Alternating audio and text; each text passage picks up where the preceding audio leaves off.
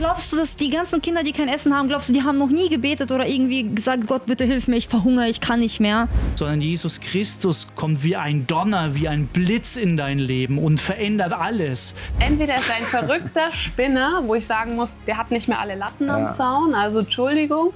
Oder er hat die Wahrheit geredet und dann ist er in allem bestätigt, was er sagt. Ja. Was war denn das Positive aus der Zeit, als du heroinabhängig warst? Wir sind heute ein bunter Mix.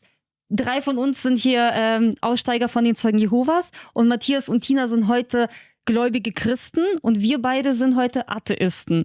Und wir wollten heute über ein paar bestimmte Themen reden, wie Gebetserhöhungen oder ein paar Themen über Dämonen und wie auch immer sich die Richtung so entwickelt. Wir sind sehr gespannt. Herzlich willkommen. Genau. Gleich zu Anfang würde ich euch gerne eine Gesprächsgrundlage anbieten, auf der wir das aufbauen und ihr könnt sie auch gerne ablehnen. Und zwar waren wir, vor allem die wir beim Zeugen Jehovas waren, auch mal sehr, sehr überzeugt von unseren Ansichten. Und die haben sich dann aber als falsch erwiesen irgendwann. Und jetzt ist natürlich so, dass ihr von euren Ansichten sehr überzeugt seid, wir von unseren. Und die Gesprächsgrundlage soll darauf basieren, dass wir möglicherweise 99,9 Periode 9 überzeugt sind, davon aber sich einen kleinen Bruchteil Prozent noch offen lassen, dass wir vielleicht falsch liegen könnten. Wäre das was, worauf wir uns einigen können fürs Gespräch? Oder seid ihr von der Fraktion, die sagt, 100%, es ist völlig ausgeschlossen, dass ihr jemals falsch liegen könnt? Wie ihr euch anschaut. Ich würde sagen, da können wir uns sehr gerne drauf einigen.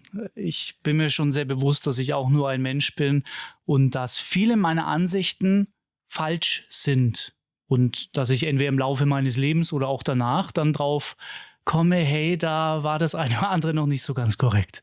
Ich würde auch sagen, es gibt sicherlich in meinem Glauben, auch wenn ich überzeugt bin, weil ich es begründen würde, Irrtümer, wo ich falsch liegen kann. Ich möchte offen sein für Korrektur. Genau, aber ich bin natürlich dennoch hier überzeugt, dass Jesus der Weg, die Wahrheit und das Leben ist. Aber ich lasse mich gerne darauf ein. Super, dann glaube ich, können wir doch weitermachen. Ja, also ihr habt ja mir gesagt, dass ihr beide schon mit Jesus Erfahrungen hattet und Jesus in eurem Leben gewirkt hat aktiv. Könnt ihr vielleicht konkrete Beispiele erzählen, so als Einleitung hier? Genau, Tina, dann würde ich dir doch mal einen Vortritt lassen. Ich habe ja mit Anna schon mal ein sehr interessantes Gespräch geführt. Vielleicht kannst du noch 1, 2 Sätze zu deinem Hintergrund sagen. Also seit wann bist du Christ und wie kam's? Und dann die Frage, was hast du für Erfahrungen mit Gott gemacht? Stimmt, das ist gut. Ja, ich finde es sehr schön, mit euch zu sprechen, weil ich würde sagen, ich habe einen umgekehrten Weg zu euch. Also ihr habt ja das, was ihr glaubt, eigentlich als eine Befreiung jetzt erlebt, ne, dass ihr euch freier fühlt als vorher. Und bei mir war es eher so, ich war agnostisch und wusste nicht so ganz, gibt sowas. Und habe den Glauben als was sehr Befreiendes empfunden. Aber für mich war es so, ich wollte was Begründetes glauben und habe die Bibel gelesen und dachte mir, stimmt es denn jetzt oder stimmt es nicht? Kann ich das rausfinden? Ist es erfahrbar? Und Jesus sagt an einer Stelle in der Bibel, wer wissen will, ob ich die Wahrheit spreche, der soll den Willen tun und er wird es erkennen. Also so die Einladung, probier das doch einfach mal aus. Gott lässt sich erfahren. Mhm. Was so ein bisschen auf deine Frage abzielt, habe ich da jetzt was erlebt? Und dann dachte ich mir, gut, dann nehme ich den jetzt einfach mal beim Wort. Und genau, habe halt in der Bibel gelesen und versucht danach zu leben und auch angefangen mit Gott zu sprechen, zu beten. Und habe da schon Gebetserhörungen erlebt. Vielleicht eine ganz krasse für mich war, ich habe dann, als ich zum Glauben kam, wollte ich halt einfach mal die Bibel durchstudieren, habe dann mein Studium beendet, habe so eine theologische Ausbildungsstätte besucht und wollte eigentlich nur 1 Jahr machen, weil ich halt einmal wissen wollte, was steht jetzt da drin. Und dann hatte ich so den Impuls, ich würde sagen, vor Gott, mach 3 Jahre. Und ich habe aber nur für 1 Jahr gespart halt, ne? Also kein Geld gehabt. Und dann dachte ich, ja, okay, habe so ausgerechnet, okay, das kostet dann so über 10.000 Euro und auf meinem Konto sind so 50 Euro. Wie soll das funktionieren? Und habe dann gebetet, was soll ich machen? Und in der Bibel heißt es ja, Matthäus 6,33, trachtet zuerst nach Gottes Reich und dann wird euch alles hinzugefügt werden. Ich dachte mir, okay, aber ich habe wirklich nichts. Ne? Und dann bin ich da auch zu meinem Bibelschullehrer, habe gesagt, ich würde verlängern. Aber ich habe das Geld gar nicht. Und dann hat er gesagt, ja, hier ist halt auch Brot vermehrt, ne? Und ich dachte mir, okay, der hat leicht reden, aber es ist jetzt ja wirklich so. Und ich habe dann verlängert und ich habe wirklich erlebt, ohne dass ich das so geteilt hatte, weil ich das auch unangenehm fand, so von anderen Geld zu empfangen, habe ich komplette Versorgung erlebt. Dass ich die 3 Jahre komplett versorgt wurde mit allem. Wo ich Gebetserhörungen erlebt habe, vielleicht eine ganz banale Sache. Ich habe mir mal gern die Haare gefärbt, so, weil ich halt blond sein wollte und so. Und dachte mir, gut, das kann ich mir jetzt nicht mehr leisten, ne? Habe ich dafür gebetet und dann halt habe ich da in einer Einrichtung gearbeitet und dann am nächsten Tag fragt mich halt der Auszubildende, hey, kannst du mein Haarmodell sein? Ich möchte quasi meine Übungen hier machen. Und dann hatte ich sofort das. Oder ja, also verschiedene Kleinigkeiten immer wieder erlebt, aber auch im Größeren, wo ich sagen würde, klar kann man sagen, Zufall oder ja, es passiert ja jedem irgendwo, dass man sowas erlebt. Aber da habe ich das sehr stark erlebt, dass ich solche Gebetserhörungen erlebt habe. Und ja, interessant. Die brennst schon, du willst schon was sagen, ne? Also, wenn ich gleich was da reinbringen kann. Der Ex-Zeuge wird von Matthäus 6,33 einfach getriggert. Das war gleich ein Trigger, ja. Nee, also was mich interessiert ist, also wenn ich jetzt auf YouTube Zeugnis für Jesus eingebe beispielsweise, das wäre ja sowas, dann werde ich ja zuhauf solcher Geschichten finden. Aber es ist für mich als Außenstehender ziemlich austauschbar für jeden Glauben. Also das Gleiche könnte mir ein Zeuge Jehovas erzählen, der auch aus dem christlichen Spektrum kommt. Oder auch jemand, der an den Islam glaubt. Also diese Begegnungen mit Gott höre ich aus allen verschiedenen religiösen Strömungen. Plus, was ich beobachte, ist nur, dass sie so vom kulturellen Kontext abhängen. Also sprich, die einen begegnen halt Jesus, die anderen halt Allah, weil sie halt eher aus dem islamischen Kontext kommen. Also was macht deine Geschichte, oder kannst du etwas nennen, was sie nicht austauschbar macht, sozusagen? Also also ich stimme dir absolut zu. Ich würde sogar sagen, bevor ich Christ war ich eher so im esoterischen New Age und so. Und da habe ich auch Erfahrungen gemacht, wo ich sagen würde, die haben mich irgendwo beflügelt oder die hätte ich vielleicht als was gesehen, was vom Universum oder so kommt, ja. Und ich würde aber sagen, der Unterschied, den ich als Christ jetzt erlebe, ist, dass ich Ruhe und Frieden habe, ein Angekommensein, was ich bei den anderen nicht hatte. Ich war immer getrieben und wollte die Wahrheit finden oder Sinn finden. Und das habe ich, seit ich zu Gott, also zu Jesus bete, habe ich das nicht mehr. Und das hatte ich vorher schon, wo ich sagen würde, das ist für mich ein sehr starker Unterschied. Und auch das Objekt meines Glaubens, zu dem ich bete oder so, ist viel konkreter. Und die Bibel gibt mir halt Versprechen und einen realistischen Rahmen, wo ich sagen würde, ist für mich sehr logisch und auch erfahrbar gewesen, was beim anderen eher so manchmal so konfus war oder sowas. Ja, okay. Aber ich es ist verstehe ja subjektiv. ja, genau, es ist schon subjektiv.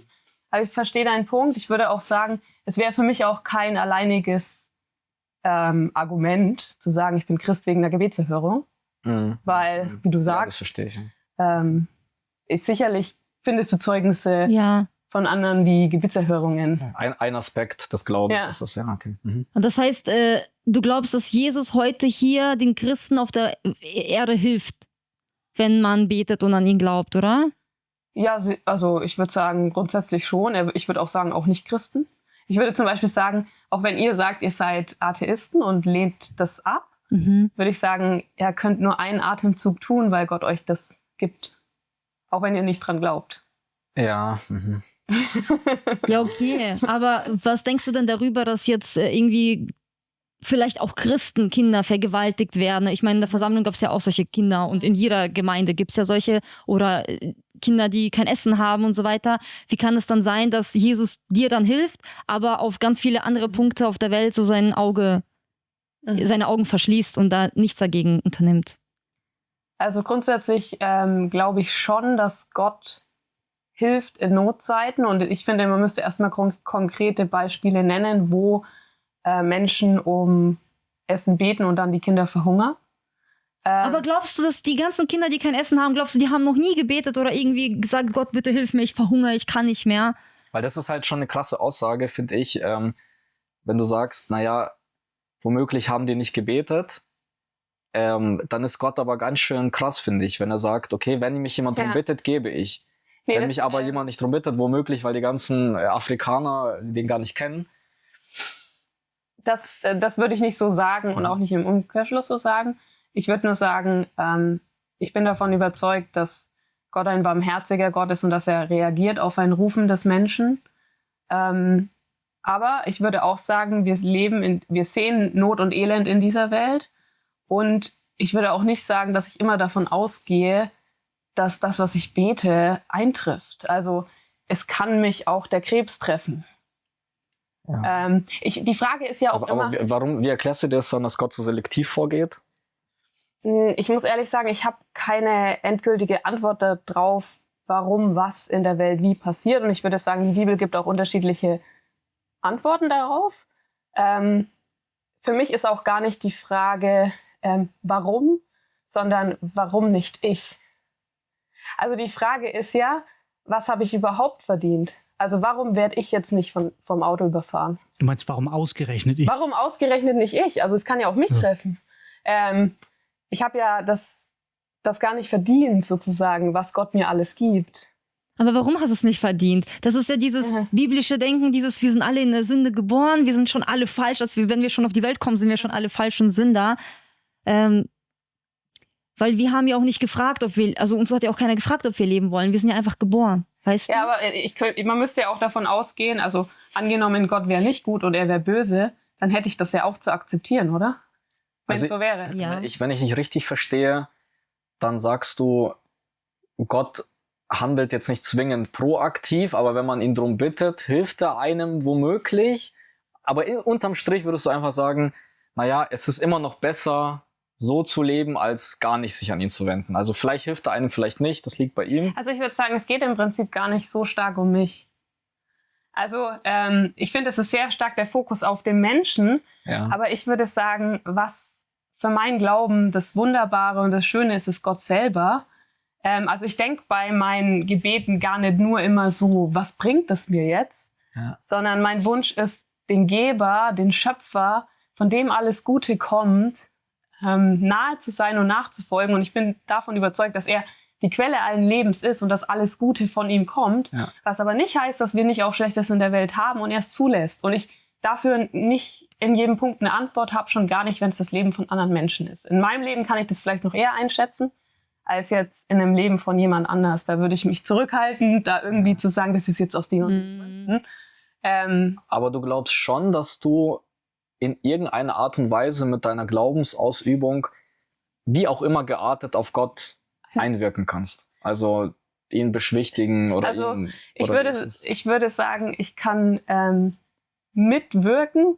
Gott will das Gute, aber er lässt mich beteiligen sozusagen, indem er zum Beispiel mein Gebet einbezieht. Ja, für mich, also ich kenne natürlich diese ganzen Gedankengänge aus meiner Zeugen Jehovas Zeit. Und für mich im Nachgang hat sich das so angefühlt wie so zwei Sparschweine. Und immer wenn mir was Gutes widerfährt, habe ich dann in das Sparschwein Gott eingezahlt. Und immer wenn mir was Schlechtes widerfahren ist, dann kam entweder in das Sparschwein Satan oder das Sparschwein, was das Gleiche ist, die Abwesenheit von Gott. Also Gott hat da jetzt dann irgendwie nichts für mich getan. Und so habe ich dann für meinen Begriff diese Dualität künstlich aufgeblasen einfach. Und dann, je mehr Gutes mir mit Gott widerfahren ist, desto mehr wurde er für mich real, desto mehr wurde für mich auf die böse Seite real.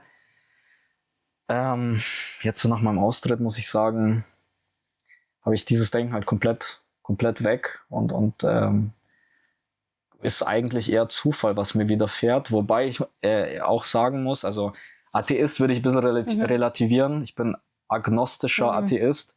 Und wenn man von dieser 99,9% und ihr euch diese 0,1% offen lässt, dann seid ihr eigentlich auch agnostische Theisten, wenn man so möchte. Nach dieser Definition kann man natürlich abstreiten als Gläubiger, verstehe ich auch. Aber genau, was war mein Punkt? Genau, wo ich dir entgegenkommen könnte, ist, ich bin natürlich völlig überwältigt von dem Leben, wie es ist. Ja, du bist ja jetzt schwanger, wirst ein Kind bekommen. Wir haben schon 2 Kinder. Alles, was ich erlebt habe, das alle um uns herum.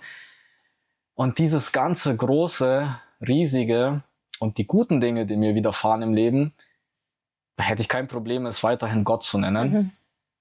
Und ich glaube, was nur so unsere Positionen unterscheidet, ist einfach das, dass ihr ihm tatsächlich ein Wesen zuschreibt. Genau, für mich ist das irgendwie so ein diffuses Irgendwas. Und darf ich eine Frage an euch stellen, was mich wirklich interessiert? Habt ihr manchmal Zweifel an eurer jetzigen Glaubensausrichtung? Was heißt Zweifel? Ich sag mal so, ich bleibe immer offen. Wenn mich jemand vom Gegenteil überzeugt, dann werde ich gerne Christ werden, so. Also ich bin da echt nicht abgeneigt.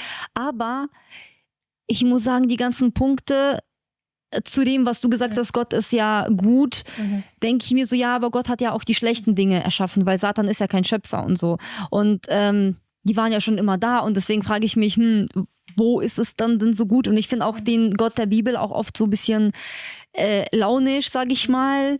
Und er macht mal dies, mal das und teilweise sind die Menschen irgendwie netter als Gott und haben mehr Barmherzigkeit und beten Gott darum, dass er jetzt irgendwie hilft den Menschen, dass die doch nicht sterben sollen und so weiter. Und ich finde das manchmal ein bisschen kritisch alles. Aber ich verstehe auf jeden Fall den Gedanken. Wie gesagt, ich bleibe offen. Wie ist es bei dir?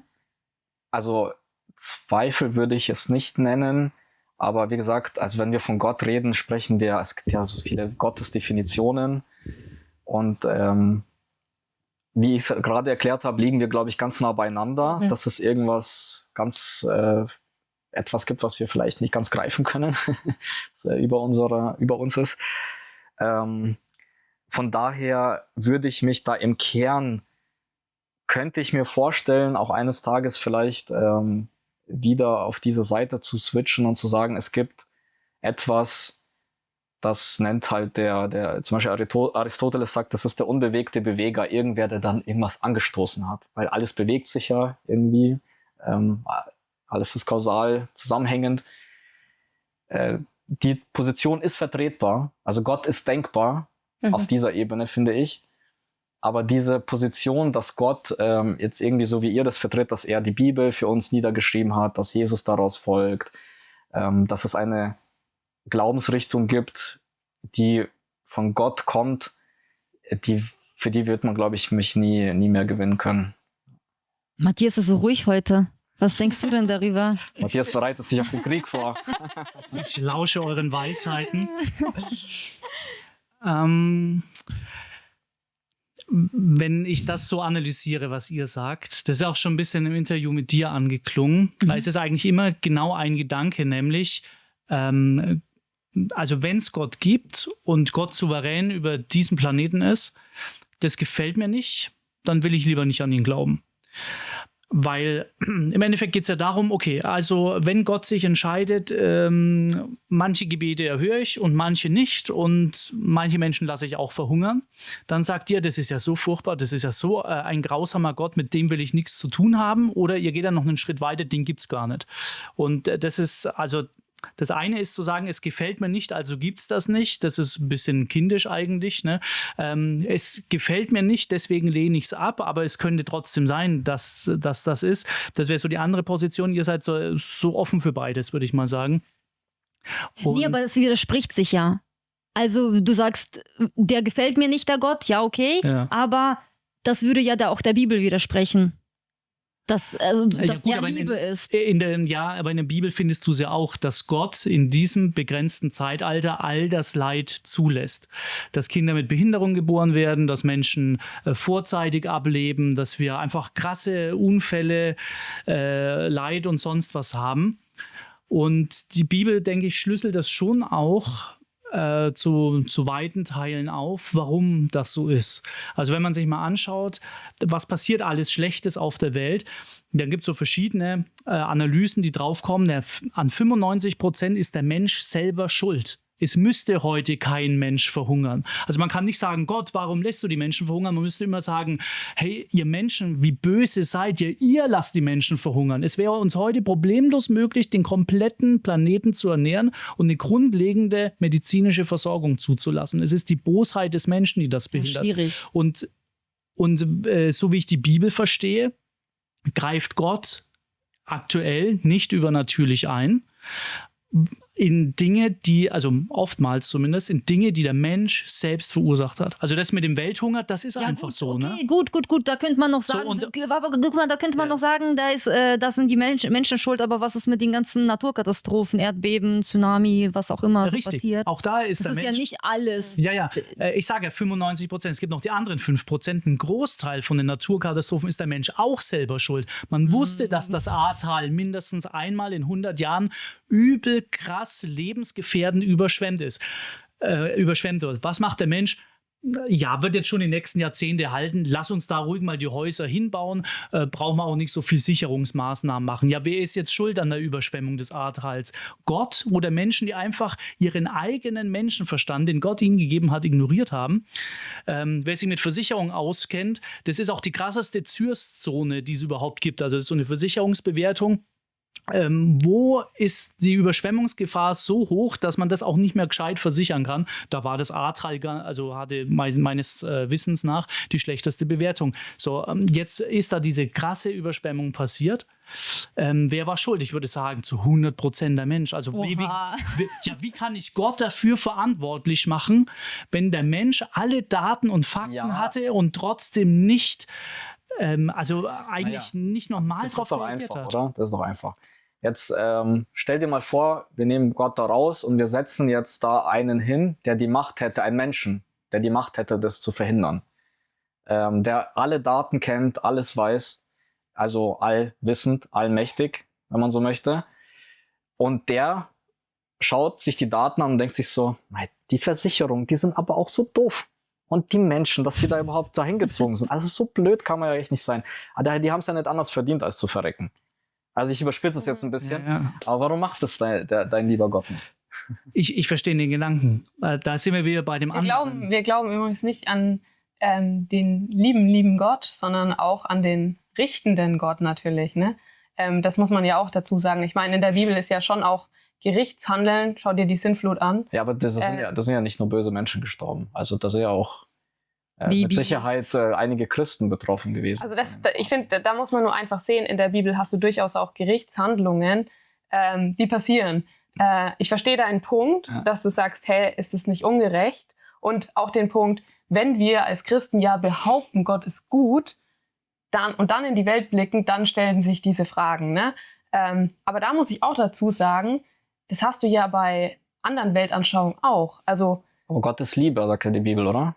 ja, und da ist, finde ich, das Besondere am Christentum, dass du eben keinen Gott hast, der dann fernab seine Transzendenz feiert und sich denkt, ja, jetzt machen die da mal was, sollen sie doch alle umkommen, so in der Art, sondern ein Gott, der immer wieder ausstrahlt, ich will nicht, dass ihr sterbt, ich will, dass ihr lebt und ich selber komme und ertrage das größte Leid am Kreuz, wo du ja das in keiner anderen Weltsicht, Religion hast, dass es einen leidenden Gott gibt, der sich hingibt für die Menschen, um ihnen das Leben zu geben. Ja, okay, das ist natürlich ein großer Sprung zu Jesus. Es ist trotzdem eine interessante Parallele jetzt mit dem Ahrtal zur Sintflut. Weil ich mir dann natürlich auch die Fragen gestellt habe. Also ich habe das Bild von den Zeugen Jehovas mal, vielleicht können wir das einblenden. Das habe ich mir als Kind immer 1000-mal angeschaut. Und dann später, als ich rausgekommen bin, habe ich das mit ganz anderen Augen betrachtet, weil da so eine Frau mit so einem Baby im Wasser ist und das Baby ertrinkt halt einfach so. Und dann dachte ich mir dann im Nachgang so, wow, also da ertrinkt einfach so ein Baby. Also was kann das denn bitte dafür? Also, dass es so einen qualvollen Tod jetzt, ein Ertrinken ist ja wirklich qualvoll, sterben muss. Und Da habe ich die Zeugen Jehovas auch mal konfrontiert mit dem Thema. Hat sie gesagt, ja, die Babys, die werden wieder auferstehen im Paradies. Also das Thema ist ja überaus groß. Ne? Da könnte man wahrscheinlich jetzt 7 Stunden lang drüber reden und vielleicht tun wir das auch oder machen das mal. Aber grundsätzlich muss man ja sagen, also der Mensch kommt ja sterblich auf die Welt. Der eine stirbt mit 5, der andere mit 15, der dritte mit 50 und der vierte mit 85 und der sechste, der stirbt schon bei der Geburt. So, sind die jetzt unterschiedlich gerecht behandelt worden? Oder ist es einfach so, dass die Sterblichkeit zum menschlichen Wesen dazugehört? Und aber das war ein aktives Eingreifen von Gott. die Sintflut. Also das war Sag ich nicht gleich was persönlich dazu. passiv gestorben. Sage ich gleich was dazu. Weil das Prinzip wird genauso drauf treffen. Das heißt, der Mensch hat ja nicht irgendwie so ein Anrecht zu leben. Das ist ja, wenn der Mensch Gott erfinden würde, dann würde er wahrscheinlich sagen, also was wäre gut. Jeder kriegt genau 100 Jahre in Glück und Gesundheit und dann kippt er um und dann war es das halt mit dem Leben. Und wenn er vielleicht gut gelebt hat, dann kommt er in den Himmel und wenn nicht, dann ist er auf ewig tot. Ne? Wenn wir jetzt so diese Zeugen Jehovas Theologie noch mit reinnehmen. Ja, da kämen wir klar. Aber was ist das für ein Gott, der behindert geborene Kinder zulässt? Was ist das für ein Gott, der zulässt, dass irgendwie ein 5-jähriges Kind stirbt? So, und da muss man erstmal, glaube ich, anerkennen, der Mensch wird mit einem Todesurteil auf sich geboren in völliger Sterblichkeit. Warum sterben wir? Weil wir sterblich sind und wir in Sünde und in Tod geboren sind. Und was Kinder betrifft, ich verstehe die Bibel so, und das kann man sehr gut in der Bibel auch nachvollziehen, dass Kinder vor Gott nicht schuldfähig sind. Das heißt, ein Kind, was bei einem Naturereignis stirbt oder wegen mir auch bei der Sintflut gestorben ist, das wird nicht in die ewige Trennung von Gott gehen, weil es überhaupt nicht in der Lage war zu verstehen, oder Verantwortung fürs eigene Leben zu übernehmen. Aber dann gibt es einen ganz entscheidenden Text, denke ich, der das sehr gut auf den Punkt bringt, der immer wieder in der Bibel, auch in anderen Worten vorkommt. Das ist Hiob 33, da heißt es, Gott klopft bei jedem im Leben 2-3 Mal an, besonders durch Leid, was ihm widerfährt. Dass der Mensch umkehrt, umdenkt, Gott sucht und auch die Erlösung seiner Sünden erfährt. Und vieles von dem Leid, was geschieht, hat nach meinem Bibelverständnis die Funktion, dass der Mensch mal zum Umdenken kommt, dass er sagt, ich hätte jetzt sterben können, aber ich könnte auch genauso gut morgen umkippen und dann mal überhaupt mal sein Leben reflektiert. Wo stehe ich in Beziehung zu Gott? Gibt es ihn überhaupt? Wenn es ihn gibt, wie kann ich mit ihm in Kontakt treten? Seine eigene Sündhaftigkeit erkennt. Und so ergibt es zumindest für mich auch so ein stimmiges Gesamtbild, dass man nicht sagen kann, ja, wenn jetzt jemand 90 wird, dann ist er besonders von Gott gesegnet. Und wenn jemand, keine Ahnung, Auslandsmissionar ist und mit 30 von irgendeinem fremden Stamm ermordet wird, dann muss er irgendwas falsch gemacht haben. In diesen Kategorien denkt die Bibel nicht. Du hast einen begrenzten Zeitraum bei den meisten Menschen, die das Erwachsenenalter erreichen, bist du auch in der Lage, dein Leben zu reflektieren und Verantwortung dafür zu übernehmen. Und das ist der Zeitraum, der bei Gott zählt, wo es darum geht, suche ich Gott, komme ich zu ihm. Paulus sagt, wir bitten an Christi statt, lasst euch versöhnen mit Gott. Ja, forsche ich danach, hat es Jesus wirklich gegeben, starb er für meine Sünden am Kreuz? Oder ignoriere ich das Ganze, will einfach nur mein Ding machen, so plakativ gesagt wie Adam und Eva, ja, ist schon gut, wir machen unser Ding, Gott lass uns in Frieden und dann sterbe ich halt auch in diesem Zustand. Okay, also zu der Gottsuche, da will ich noch gern nachher was sagen. Nichtsdestotrotz, so insgesamt kommt mir halt das Thema Atheist oder Theist immer wie so eine Art Rosinenpickerei vor. Sprich, es gibt einige Erfahrungen, einige Prägungen, zum Beispiel das Elternhaus sind schon mal die Prägungen und dann kommen noch Erfahrungen wie bei dir, das ist ja auch so eine Rosine, was Schönes, was im Leben passiert ist. Und dann habe ich sage ich mal, so einen Sack an Erfahrungen mit Gott oder halt, wie es in meinem Fall war, vielleicht gegen Gott. Also dann ziehst du die Bibel heran und ziehst da auch Bibeltexte heran. Nach meiner Auffassung betreiben da auch die Gläubigen auch sogar von Gemeinde zu Gemeinde auch nochmal ihre Rosinenpickerei, was da so passt in der Auslegung. Also, was ich sagen will, grundsätzlich ist daran ja nichts verkehrt. Ich denke, wir Menschen haben nun mal einen begrenzten Horizont an Erfahrungen, die wir in unseren 80 Jahren, 100 Jahren sammeln können. Und dass man aus diesem begrenzten Horizont eine Hochrechnung auf das große Ganze macht und dann am Ende rauskommt, es gibt Gott oder es gibt nicht Gott. Da bin ich absolut sicher, dass das völlig legitim ist. Und ich glaube, wenn bei mir jetzt noch ein paar gute Kirschen reinkommen würden oder Rosinen mit Gott, würde ich vielleicht auch eher dazu tendieren. Genau, 1 Million Euro, Jesus. Okay.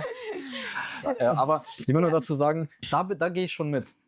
Aber wo ich dann nicht mitgehe, ist halt dann dass dann irgendwie so eine Bibel draus entstanden ist oder der Koran und so. Und dann fangen die ganzen Christen an, die Passagen für sich zu nehmen, die gerade in ihr Leben so passen und so weiter und daraus irgendwas zu basteln.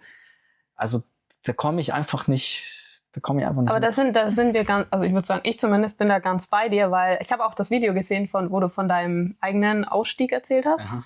Und ich fand es sehr bedauerlich zu hören, dass du quasi auch gebetet hast und dann immer gehört hast, wie die anderen so erzählen, ja, und Gott hat mir dies und das bei mir erfüllt und du dachtest, ja, bei mir läuft es irgendwie immer schlechter. Und ich würde sagen, das ist so manchmal ein bisschen das Problem, man erlebt irgendwas und dann schreibt man es Gott zu und dann erlebt man irgendwas Schlechtes und dann denkt man sich so, aber das ist, finde ich, nicht biblisch, realistisch, weil das, finde ich, das hat mich sehr angesprochen an der Bibel, dass sie halt auch diese Momente sehr stark zeigt. Oder zum Beispiel im Buch Hiob, der gute Mann wird als gottesfürchtiger Typ beschrieben und erlebt ein Ding nach dem anderen, wo du dir denkst, hey, was hat der denn, was ist denn schiefgelaufen bei dem so, ne? Aber das kann halt passieren. Und da ist die Bibel ganz nüchtern und am Ende ist es ein krasses Glaubensvorbild. Und für mich zum Beispiel sind Menschen, die an ihrem Glauben festhalten, obwohl nicht alles rosig, rosinig ist, so größere Vorbilder als die, wo sagen, ja, läuft alles smooth und ich bete und alles passiert. Ja, verstehe. Und ich würde da nämlich sagen, Erfahrung ist ein schlechter Ratgeber in Glaubensfragen. Erfahrung allein. Weil wenn du deinen Glauben darauf aufbaust. Und was sind die anderen Faktoren dann? Also für mich gab es 2 Faktoren in meiner Suche, würde ich sagen. Also ich habe vorher so positive Affirmationen und alles Mögliche gemacht. Ich habe keinen Bock, meinen Glauben auf eine Illusion aufzubauen, weil ich möchte meinen Glauben auf einer Wahrheit aufbauen sozusagen. Und dann habe ich recherchiert, was gibt es für Argumente, Indizien und so weiter überhaupt für Gott und was spreche auch für Jesus. Und ich würde zwischen 2 Wahrheiten unterscheiden. Einmal eine Tatsachenwahrheit, zum Beispiel Jesus hat gelebt zur Zeit von Pontius Pilatus. Kann ich irgendwie untersuchen, kann ich recherchieren, gibt es da Indizien dafür? Ist Jesus auferstanden? Gut, kann ich auch analysieren, was sagen Historiker, war das Grab leer, haben ihn Menschen gesehen? Alles so, wo man rein logisch mal gucken kann, was spricht dafür. Und dann würde ich sagen, das unterscheidet meinen Glauben zu vielen anderen Glaubensrichtungen. Gibt es eine Personenwahrheit? Ist Gott vertrauenswürdig? Und wenn ich jetzt einfach nur an Beziehungen denke, dann würde ich sagen, ich kann zum Beispiel sagen, vielleicht bist du vertrauenswürdig. Ja, ich kann mir jetzt Informationen von der Anna einholen und fragen, ne, ist der denn vertrauenswürdig? Aber am Ende komme ich nicht darum herum, einen Beziehungsschritt zu gehen und zu sagen, ich verbringe mal Zeit mit dem, ich lerne den kennen. Und so würde ich meinen Glauben auf diesen 2 Punkten so aufbauen. Einerseits gibt es da auch Tatsachen, Argumente, die ich erforschen kann und eine Beziehung, wo ich Gott kennenlerne, verstehe, wie er ist und sehe, bewahrheitet sich das in meinem Leben. Ja, also zu den beiden Aspekten. Zum ersten Aspekt. Ich gehe da nicht ganz mit, dass man, also ich glaube dir, dass das deine größten Vorbilder sind, die trotz ihrer Negativerfahrungen weiterhin an Gott glauben. Nur für mich ist das halt wie so eine Rechnung. Also 2 plus 2 ist 4. Da gehe ich mit. So. Und irgendwann stelle ich aber, kommt bei meiner Rechnung raus, 2 plus 2 ist 5. Und jetzt wäre ich aber in diesem blöden Beispiel ein Vorbild für den Glauben für dich, weil ich in der Logik, nicht in der Logik, sondern in der mein subjektives Empfinden, wenn man so möchte, sagt, das ist ja irgendwie falsch. 2 und 2, also das ist ja nicht 5. Aber dann ist deine Rechnung auch, wenn du gläubig bist, passiert dir Gutes, oder? Wenn ich gläubig bin, da muss man natürlich wieder unterscheiden, also wenn ich so wie ihr gläubig seid, dass ich an Bibel, Jesus und so weiter glaube, dann habe ich gemäß der Bibel schon eine Erwartung an Gott, will ich sagen.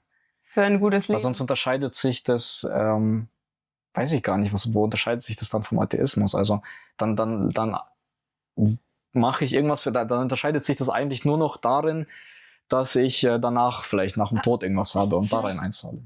Vielleicht wäre ja mal interessant, dass ihr überhaupt am Anfang erzählt, was ihr glaubt, warum Gott überhaupt Leid zulässt oder wie das Leid gekommen ist, oder war das schon immer da? Das ist ein ganz großes Thema. Ich will nur ganz kurz noch das zu Ende ausführen.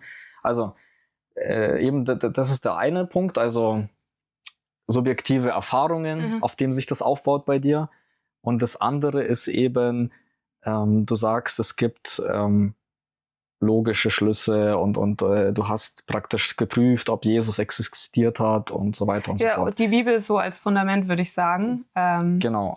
Und auf diesen beiden kommst du zum Entschluss, du lebst dann praktisch den christlichen Glauben, dass du geprüft hast, okay, es gab Jesus und Also ich würde die Bibel sagen, ist- mein Glaube gründet sich vor allem auf dem Tod und auf der Auferstehung von Jesus. Wenn das nicht stimmt, würde ich sofort meinen Glauben ablegen. Und du hast Würde deine sagen, ganzen ich lese lieber ein Argumente. Kochbuch als die Bibel. Genau. Aber das sind dann, die Grundlage sind dann schon historische Belege oder so. Die spielen mit ein. Das ist ja kein reiner Glaube. Also sprich, Es spielt mit rein, ja. aber Glaube aus der Distanz heraus wäre zu wenig, sondern es ist eine Herzensbeziehung zu Gott. Es ist eine Beziehung zu dem lebendigen Gott. Das ist mehr als Das ist halt ein austauschbar. Wissen. Zum Beispiel wird es nicht ausreichen, wenn Anna ein paar Fakten über dich weiß. Ihr habt ja eine Beziehung, Ja. so, ne? Also es umfasst mehr. Aber das ist ja austauschbar mit dem Islam. Aber ich würde sagen, nee, eben nicht, weil Aber im wenn Islam wir hast du jetzt keine Beziehung zu Gott. Der Islam hat keine Beziehung zu Gott. Da klicken Also, jetzt alle, Entschuldigung. alle aus dem Islam sind Also, raus. Im Islam hast du nicht diese persönliche Beziehung zu Jesus Christus, muss man vielleicht dazu sagen. Ja, klar, aber, ja, aber die haben austauschbar ja in dem andere- Sinne, austauschbar in dem Sinne, dass sie zu Gott eine Verbindung spüren und auch dasselbe empfinden wie du. Also was ist der Unterschied zu dieser Beziehung, die anderen ihren Glauben? Ich würde mal sagen, im Islam haben wir schon mal ein völlig anderes Gottesbild. Eine Vater-Kind-Beziehung kennt der Koran nicht. Ich glaube, ich habe es auch im Interview mit dir gesagt, laut Koran ist Allah willkürlich und muss niemand Rechenschaft ablegen. Er vergibt, wenn er will. Er braucht da keine Rechtsgrundlage dafür. Der Gott der Bibel ist anders. In der Bibel steht mehrfach, ich tue keine einzige Sache, ohne dass ich es meinen Knechten, den Propheten vorher sage. Der Gott der Bibel, der möchte in Beziehung und in Gemeinschaft mit den Menschen sein. Würde ich schon sagen, dass es ein fundamental anderes Gottesbild ist. Und so wie ich Tina verstanden habe oder so wie ich den Gedanken ausführen möchte, ist halt der Unterschied folgender. Der christliche Glaube ist ein historisch fundierter, faktenbasierter Glaube. Und da möchte ich auch jeden ermutigen, da wirklich ins Detail zu gehen. Was sind denn unsere besten Argumente für die Auferstehung Jesu? Es gibt heute keinen ernstzunehmenden Historiker, der leugnet, dass Jesus überhaupt gelebt hat. Das war vor 100 Jahren auch mal anders, aber mittlerweile ist man in der Geschichtsforschung so weit, dass man sagt, ja, also das können wir nicht leugnen. Es muss genau eine Person namens Jesus gelebt haben, der als der Christus bezeichnet wurde. So, wo sich die Geister dann scheiden, ist er jetzt wirklich auferstanden oder nicht? Auch die Kreuzigung ist ein historischer Fakt. Da wirst du auch keinen ernstzunehmenden Historiker finden, der sagt, nee, also Jesus hat zwar gelebt, aber der wurde nicht gekreuzigt. Der Koran wiederum leugnet die Kreuzigung. Der sagt, nee, Jesus wurde gar nicht gekreuzigt. Da wird schon mal ein historischer Fakt geleugnet. So, und jetzt ist halt die Frage, Auferstehung passiert oder nicht? Ich würde schon sagen, das ist auch eine Art Beweisführung. Und ich finde es sehr überzeugend, allein schon mit der menschlichen Rationalität. Und es gibt viele Menschen, die das überzeugt hat. Es gibt Lee Strobel zum Beispiel, ist so eines der prominentesten Beispiele. Der war Journalist, seine Frau ist Christin geworden.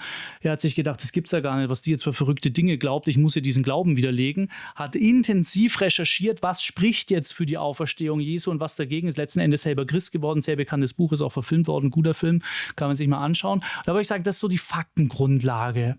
So, und Bogdan, da würde ich sagen, da geht es wirklich um Wahrheit. Ja, okay. Da müssen wir Menschen auch miteinander ringen. Und da begrüße ich es auch sehr, wenn wir zum Beispiel, vielleicht nicht heute, vielleicht ein andermal, einfach mal ins Streitgespräch gehen und sagen, okay, ich sage dir mal meine besten Argumente.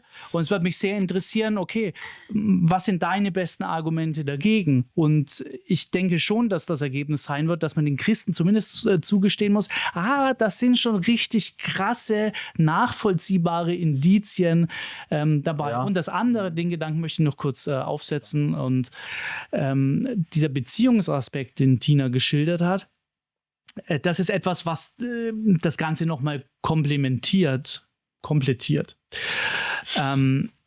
Dass ich sage, okay, ich erkenne irgendwie diesen Jesus, den muss es gegeben haben.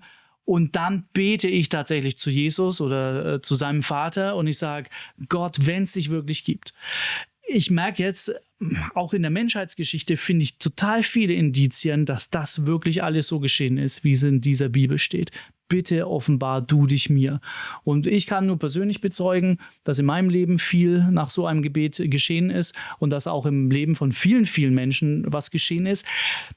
Was ist, wenn jetzt nichts geschehen wäre? Das macht ja die Fakten nicht zunichte. Und wenn jetzt total viel passiert, wenn ich sage, hey, ich habe da wirklich eine Gottesbegegnung, ich würde sagen, das ist auch der Höhepunkt des christlichen Glaubens, dass der christliche Glaube nicht einfach so ist, okay, mit meiner Ratio glaube ich, sondern Jesus Christus kommt wie ein Donner, wie ein Blitz in dein Leben und verändert alles. Die Bibel sagt, es ist etwas Lebensveränderndes. Jesus sagt, es ist wie wenn ein Toter plötzlich zum Leben kommt. So ist es, wie wenn jemand anfängt, an mich zu glauben. Und das ist wirklich ein Donnerschlag in deinem Leben. Und wenn du das erlebt hast, ist das was, wo du auch im Glauben davon zehrst, auch wenn es niemals das einzige Argument für deinen Glauben sein kann, weil dann wäre es schon eine dünne Grundlage, stimme ich dazu. Es ist letzten Endes ein Wechselspiel zwischen Rationalismus und Empirismus. Bei mir kommt aber noch ein weiteres Ding dazu, deswegen weiß ich nicht, ob das Streitgespräch so Sinn machen würde, und zwar der Skeptizismus. Wenn du zu mir jetzt kommst und du zeigst mir auf, ja, diese Historiker zeigen auf, Jesus hat gelebt und diese Ausgrabungen belegen, die Bibel, die Stadt Babylon oder weiß Gott was hat es gegeben, dann sage ich, ja, das hört sich ja alles interessant an, das mag auch sein, aber ich muss jetzt dir leider vertrauen oder diesen Historikern vertrauen, die sind ja auch nichts anderes wie Wissenschaftler. Und die Wissenschaft hat sich nun mal schon sehr stark auch sehr viel geirrt. Also Beispiel, Eier waren mal eine Zeit lang von allen, da war Konsens, dass Eier ganz schlecht sind für den Menschen. Das war dann nur ein Tag, ein Ei pro Tag. Wie auch immer. Ein Jetzt Ei darf pro man Woche war die Empfehlung Die damals auch. sogar wegen Cholesterin. Ja, Genau. und jetzt darf man 2 Eier am Tag essen. Ja, Ist ja wurscht, das kann man ja dann später googeln. Also, ich will darauf hinaus, das wurde ja dann, hat sich als falsch ausgestellt und diese Historiker sind ja auch letzten Endes Wissenschaftler, die nach wissenschaftlichen Normen vorgehen und dann irgendwie zu einem wissenschaftlichen Befund kommen. Und wir müssen jetzt entscheiden, vertrauen wir denen oder nicht. So. Und ich will nur darauf hinaus, ich persönlich, man kann diesen Skeptizismus extrem weit treiben, so weit, dass ich jetzt schon sage, ich bin skeptisch, ob ihr überhaupt hier sitzt. Und vielleicht kann ich das jetzt noch erfahren, dass hier ein Mensch ist, aber vielleicht bilde ich mir das auch nur ein. Vielleicht projiziere ich euch noch. Also irgendwo musst du dann als Mensch halt dann auch seine Grenze für den Skeptizismus ziehen. Aber bei mir liegt die halt schon, also ist die schon ziemlich nah am dem, was ich erlebe. Und deswegen finde ich es von Gott auch, wenn es ihn gibt, bei dieser Gottessuche ein bisschen viel verlangt, dass ich mir jetzt irgendwie eingestehen muss, ja, das stimmt und der ist doch. Ich habe in meiner Lebenszeit einfach nicht so viel Zeit, jetzt noch mit Kindern und so weiter. Ich habe gar nicht die Möglichkeit, alles zu prüfen und habe als Zeuge Jehovas völlig selektiv irgendwelchen Wissenschaftlern vertraut, irgendwelchen Historikern. Und habe dann nach meinem Austritt gemerkt, naja, es gibt ja mindestens genauso viele Gegenpositionen. Und am Ende des Tages ist es schon wieder einfach nur Glaube. Also ich würde sagen, du kannst ja gar nicht ohne Vertrauen leben. Also selbst, dass du jetzt hier sitzt und sagst, die Decke kracht nicht ein, ist ja irgendwie ein Vertrauensschritt. Mhm. Also ein Leben ohne Vertrauen geht gar nicht. Also du hast immer einen gewissen Glaubenspegel. Und wenn der in die eine Richtung ausschlägt, dann schlägt er halt in die andere zurück, sag ich mal. Du kannst ohne Vertrauen überhaupt nicht leben in dieser Welt. Und die Frage ist natürlich, auf was setze ich mein Vertrauen und wie viel Zeit investiere ich da auch bei all den Angeboten, die es gibt. Und da finde ich es halt das Schöne im christlichen Glauben, dass Jesus ja sagt, ich bin der Weg, die Wahrheit und das Leben. Niemand kommt zum Vater denn durch mich. Und der Glaube gründet sich auf dem Tod und der Auferstehung von Jesus. Das kann ich relativ kompakt mich mal mit beschäftigen. Also ich finde, Menschen, die sich nicht einmal darüber Gedanken gemacht haben und sich da intensiv mit beschäftigt haben und zumindest dem mal eine Chance gegeben haben, kann ich nicht nachvollziehen, weil ich mir denke, das ist ja viel zu ein großartiges Angebot, als dass ich es nicht einfach mal überprüft hätte. Und da würde ich sagen, zumindest was den christlichen Glauben betrifft, lohnt sich es mit dem Tode und dem Auferstehung von Jesus mal zu beschäftigen, weil die Botschaft von Jesus ist ja, du bist gemacht für die Gemeinschaft mit deinem Schöpfer. Du bist gemacht, dass du das erfährst und Gott will diese Gemeinschaft mit dir haben auf ewig, schon jetzt und auf ewig. Ich stehe halt als Atheist vor diesem massiven Angebot an religiösen Ansichten und das erzählt mir halt jemand aus dem Islam auch so, ja, das musst du jetzt mal prüfen, dass der Prophet Mohammed, dass es ihn wirklich gegeben hat und dass das und das wirklich passiert ist, dem musst du dich mal hingeben, also stehe ich dann praktisch da, gebe ich mich jetzt dem hin und widme mich dem jetzt ein Jahr oder dem oder dem. Bogdan, absolut nachvollziehbar. Das ist eine Logik, die auch meinem Wesen sehr entspricht, auch wenn du das jetzt vielleicht nicht auf Anhieb glauben würdest. Aber ich bringe dir jetzt mal ein Beispiel. Ja? Es gibt ja Menschen, die glauben, die Aliens waren hier, UFOs sind gelandet. Die haben Bücher ohne Ende mit zahlreichen Belegversuchen, nenne ich es jetzt mal, geschrieben. So, wenn ich die jetzt isoliert lese, dann würde ich vielleicht sagen, ist ja gar nicht mal so schlecht. Also dann müsste ich dann mal die Gegenseite lesen. Da müsste ich mich jetzt im Detail einarbeiten in jede einzelne Argumentation, die bringen. Und dann stelle ich vermutlich am Ende fest, naja, also das klang zwar ganz gut, wo ich es gelesen habe, aber jetzt, wo ich es ein bisschen hinterfrage, stelle ich fest, na, so viel Substanz ist da nicht dahinter. So, und jetzt hast du gesagt, ein ähnliches Gefühl. Also auch beim christlichen Glauben. Da würde ich ja gar nicht erst anfangen. Also ich würde gar nicht mich mit Aliens erst auseinandersetzen. Ja, genau. Ich habe dich verstanden, ja. Aber sowas Ähnliches hat man jetzt ja auch bei religiösen Themen. Ne? Das ist ja, wo fange ich jetzt an und wo höre ich auf? Ja. Diesen Gedanken kann ich gut nachvollziehen. Ich würde Tina beipflichten zu sagen, beim Christentum musst du eigentlich nur 3 Sachen prüfen und mal auf dich wirken lassen. Das eine ist die Bibel. Du schlägst sie auf, du sagst Gott, wenn das Buch wirklich von dir ist, dann zeig mir das und du fängst an zu lesen. Und da haben viele Menschen die Erfahrung gemacht, das haut dich vom Hocker. Und wenn du die Zeit hast, vergleichst doch mal mit den anderen religiösen Büchern. So viele große gibt es ja nicht. Das macht ja aber das Harry Potter Buch auch. Moment, das zweite ist Gebet. Was passiert, wenn ich bete? Die meisten stellen zumindest fest, es tut mir gut. Viele stellen fest, da passiert auch wirklich was in meinem Leben. Und was war das dritte? Genau, das dritte ist die Auferstehung Jesu. Da würde ich sagen, das sind die drei Grundfeste, wo man Gott laut Bibel sucht und auf die Probe stellt. Und ich muss jetzt nicht nachprüfen, wie historisch ist Babylon, wie historisch ist dies, wie historisch ist das. Das ist alles hochinteressant und so. Aber wo wir auch ein Problem damit haben, und ich würde das sehr gerne dazu sagen, wenn du dir anschaust, wie Zeugen Jehovas argumentieren. Ich habe es ja letztens erst wieder angeguckt, als ich so eine Zeugen Jehovas Nachricht gelesen habe. Ja, also das ist so. Origenes hat im Jahr 340 hat das geschrieben. Ich weiß gar nicht, ob er in dem Jahr gelebt hat, aber egal. Und der hat das da geschrieben und das ist die Quelle hier, die Quelle da, die Quelle da. Und deswegen ist unser Glaube richtig. So, das heißt, ich habe ein Sammelsurium an Quellen, die ich nicht nachgeprüft habe, die einfach 1:1 von der Organisation kopiert wurden und das soll jetzt meine Grundlage sein. Also ich muss ja selber meinen Verstand einschalten, sonst übernehme ich ja einfach nur was von anderen vorgekaut wurde. Korrekt, ja. So, und das ist tatsächlich eine reale Gefahr. Und hier komme ich eigentlich immer wieder beim gleichen Punkt raus. Also Erna hat es wahrscheinlich gehört. Bogdan, ich unterstelle dir jetzt mal, du hast unser langes Interview nicht gehört. Aber nicht komplett, nicht. Ja, das Leben besteht aus 3 Fragen. Frage 1 ist, gibt es Gott? Frage 2 ist die Bibel von Gott. Frage 3 ist, wenn 1 und 2 zu bejahen sind, was bedeutet das für mein Leben?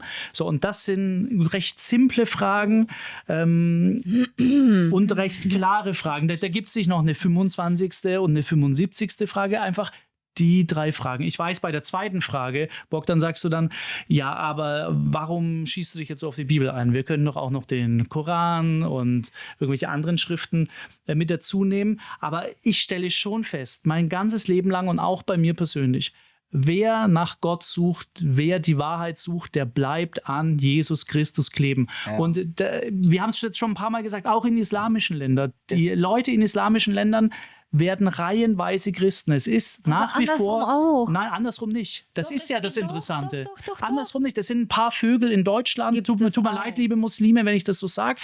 Aber wenn du guckst... Wie ein Vogel, oder? Wir lieben unsere Muslime. Freunde. Aber wenn du guckst, Vögel. was ist die am schnellsten wachsende Glaubensströmung durch selbstbestimmte Entscheidung? Ist es das Christentum? Es lässt den Islam weit hinter sich her. Dass wir in Deutschland so Menschen haben, die jetzt sagen, ich bin eigentlich irgendwie christlich aufgewachsen, aber ich akzeptiere jetzt den Islam.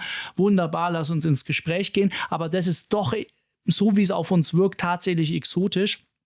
Auch auf der Welt. Du hast durch persönliche Entscheidungen bleiben die Leute, ja, wie soll man sagen, wie an Honig kleben an Jesus, weil diese schillernde Figur unübertroffen ist. Man muss ja auch sagen, selbst der Islam weist ja auf Jesus hin. So der Koran weist ständig auf Jesus hin. Und wenn ich mir den Jesus der Bibel ansehe, der für mein Dafürhalten auch ein bisschen anders als der Jesus des Korans ist, dann sehe ich da eine ganz andere, schillernde, liebevolle, nahbare Figur, der möchte, dass ich in eine Beziehung mit ihm eintrete, und wir können euch nur bezeugen, wir haben diese Beziehung erlebt und laden andere auch mit ein. Das ist das Beste, was wir erlebt haben. So, das heißt, Alternativen kann ich mir ohne Ende anschauen. Natürlich auch meinen Skeptizismus hochfahren. Ich habe gesagt, Bogdan, ich bin ein zum Atheismus neigender skeptischer Rationalist, und das meine ich auch ernst. Das ist mein Wesen. Die größte Frage in meinem Leben war, gibt es Gott überhaupt, oder bilde ich mir das Ganze nur ein, dass es Gründe gibt, an Gott zu glauben?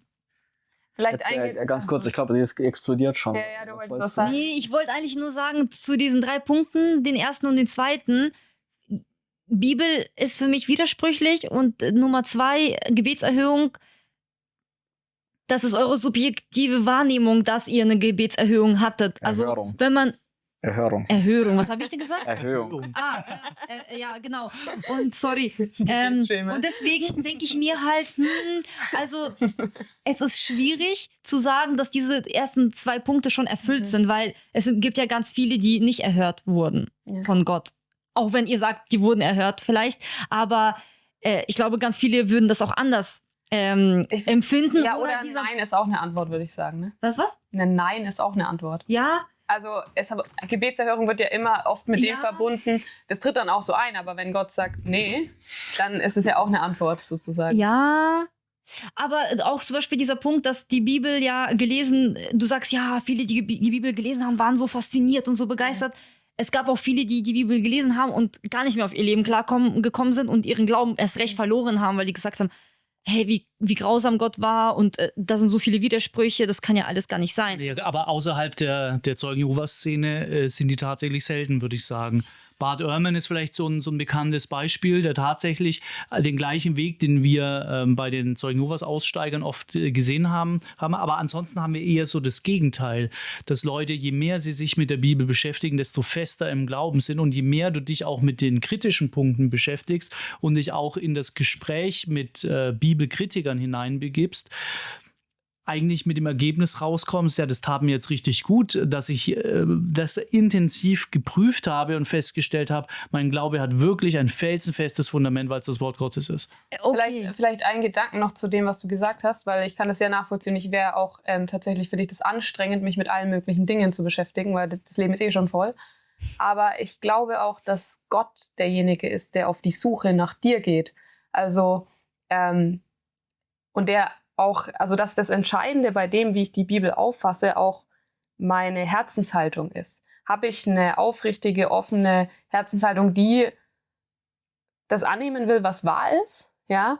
Und ich glaube, selbst wenn man einfach nur betet und sagt, Gott, wenn es dich irgendwo da gibt, ich will es wissen, begegne mir so, dass ich es checke, glaube ich schon, dass Gott sich auf die Suche macht. Da wären wir aber wieder bei dieser christlichen Herzenseinstellung, die dann eine Rolle spielt. Also das war bei den Zeugen Jehovas immer ganz, wenn ich mit jemandem studiert habe, die Bibel, und dann habe ich gemerkt, so ja, okay, pass mal auf, das ist so ein harter Hund, den kriege ich nicht so leicht rum. Dann habe ich, irgendwann wurde es anstrengend, ja, vielleicht war das auch einer aus einer anderen christlichen Strömung, vielleicht so einer wie der Matthias, der dann dem richtig Gegenwind gegeben hat. Dann hätte ich gesagt, naja, schlechtes Herz,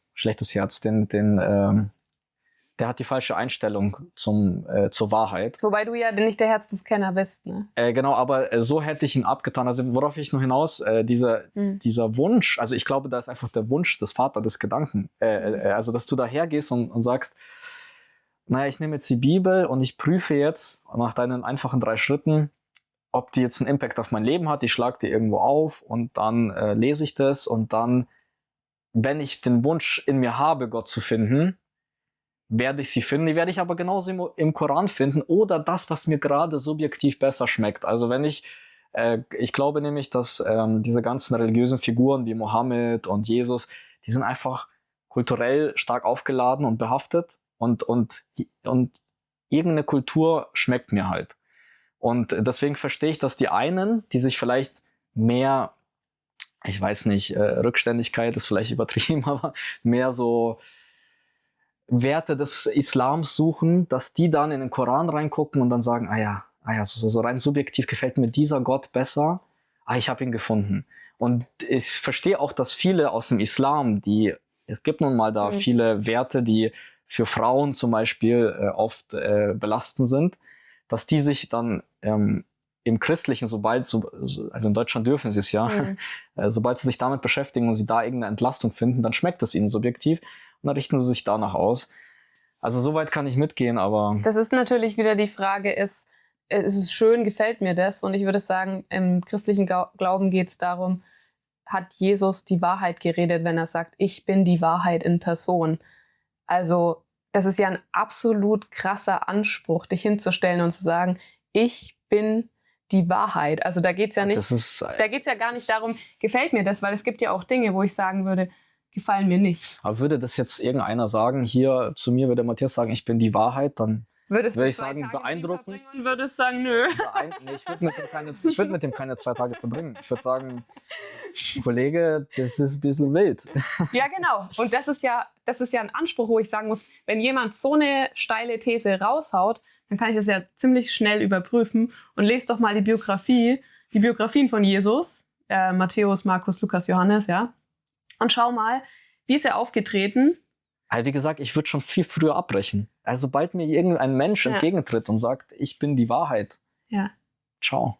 Also das ist dann, denke ich mir so... Ja, aber das ist ja genau der Fakt, der Punkt. Du kannst sowas ja nur sagen, entweder wenn du ein total verrückter Spinner bist, unangenehmer Mensch, oder wenn du es tatsächlich bist, wenn du der heilige Sohn Gottes bist, dann ist es ja tatsächlich die Wahrheit, wenn er sagt, ich bin die Wahrheit. Also aus der Geschichte heraus würde ich jetzt sagen, wenn ich mich meinem Skeptizismus mal zurückfahre, dann ist Jesus einfach also nehmen wir an, er ist der Einzige, der Recht hatte und 90,9% durchgeknallte Spinner gibt es da draußen, weil diesen Anspruch haben schon sehr viele gestellt. Wir kennen sogar aus der Neuzeit die leitende Körperschaft der Zeugen Jehovas.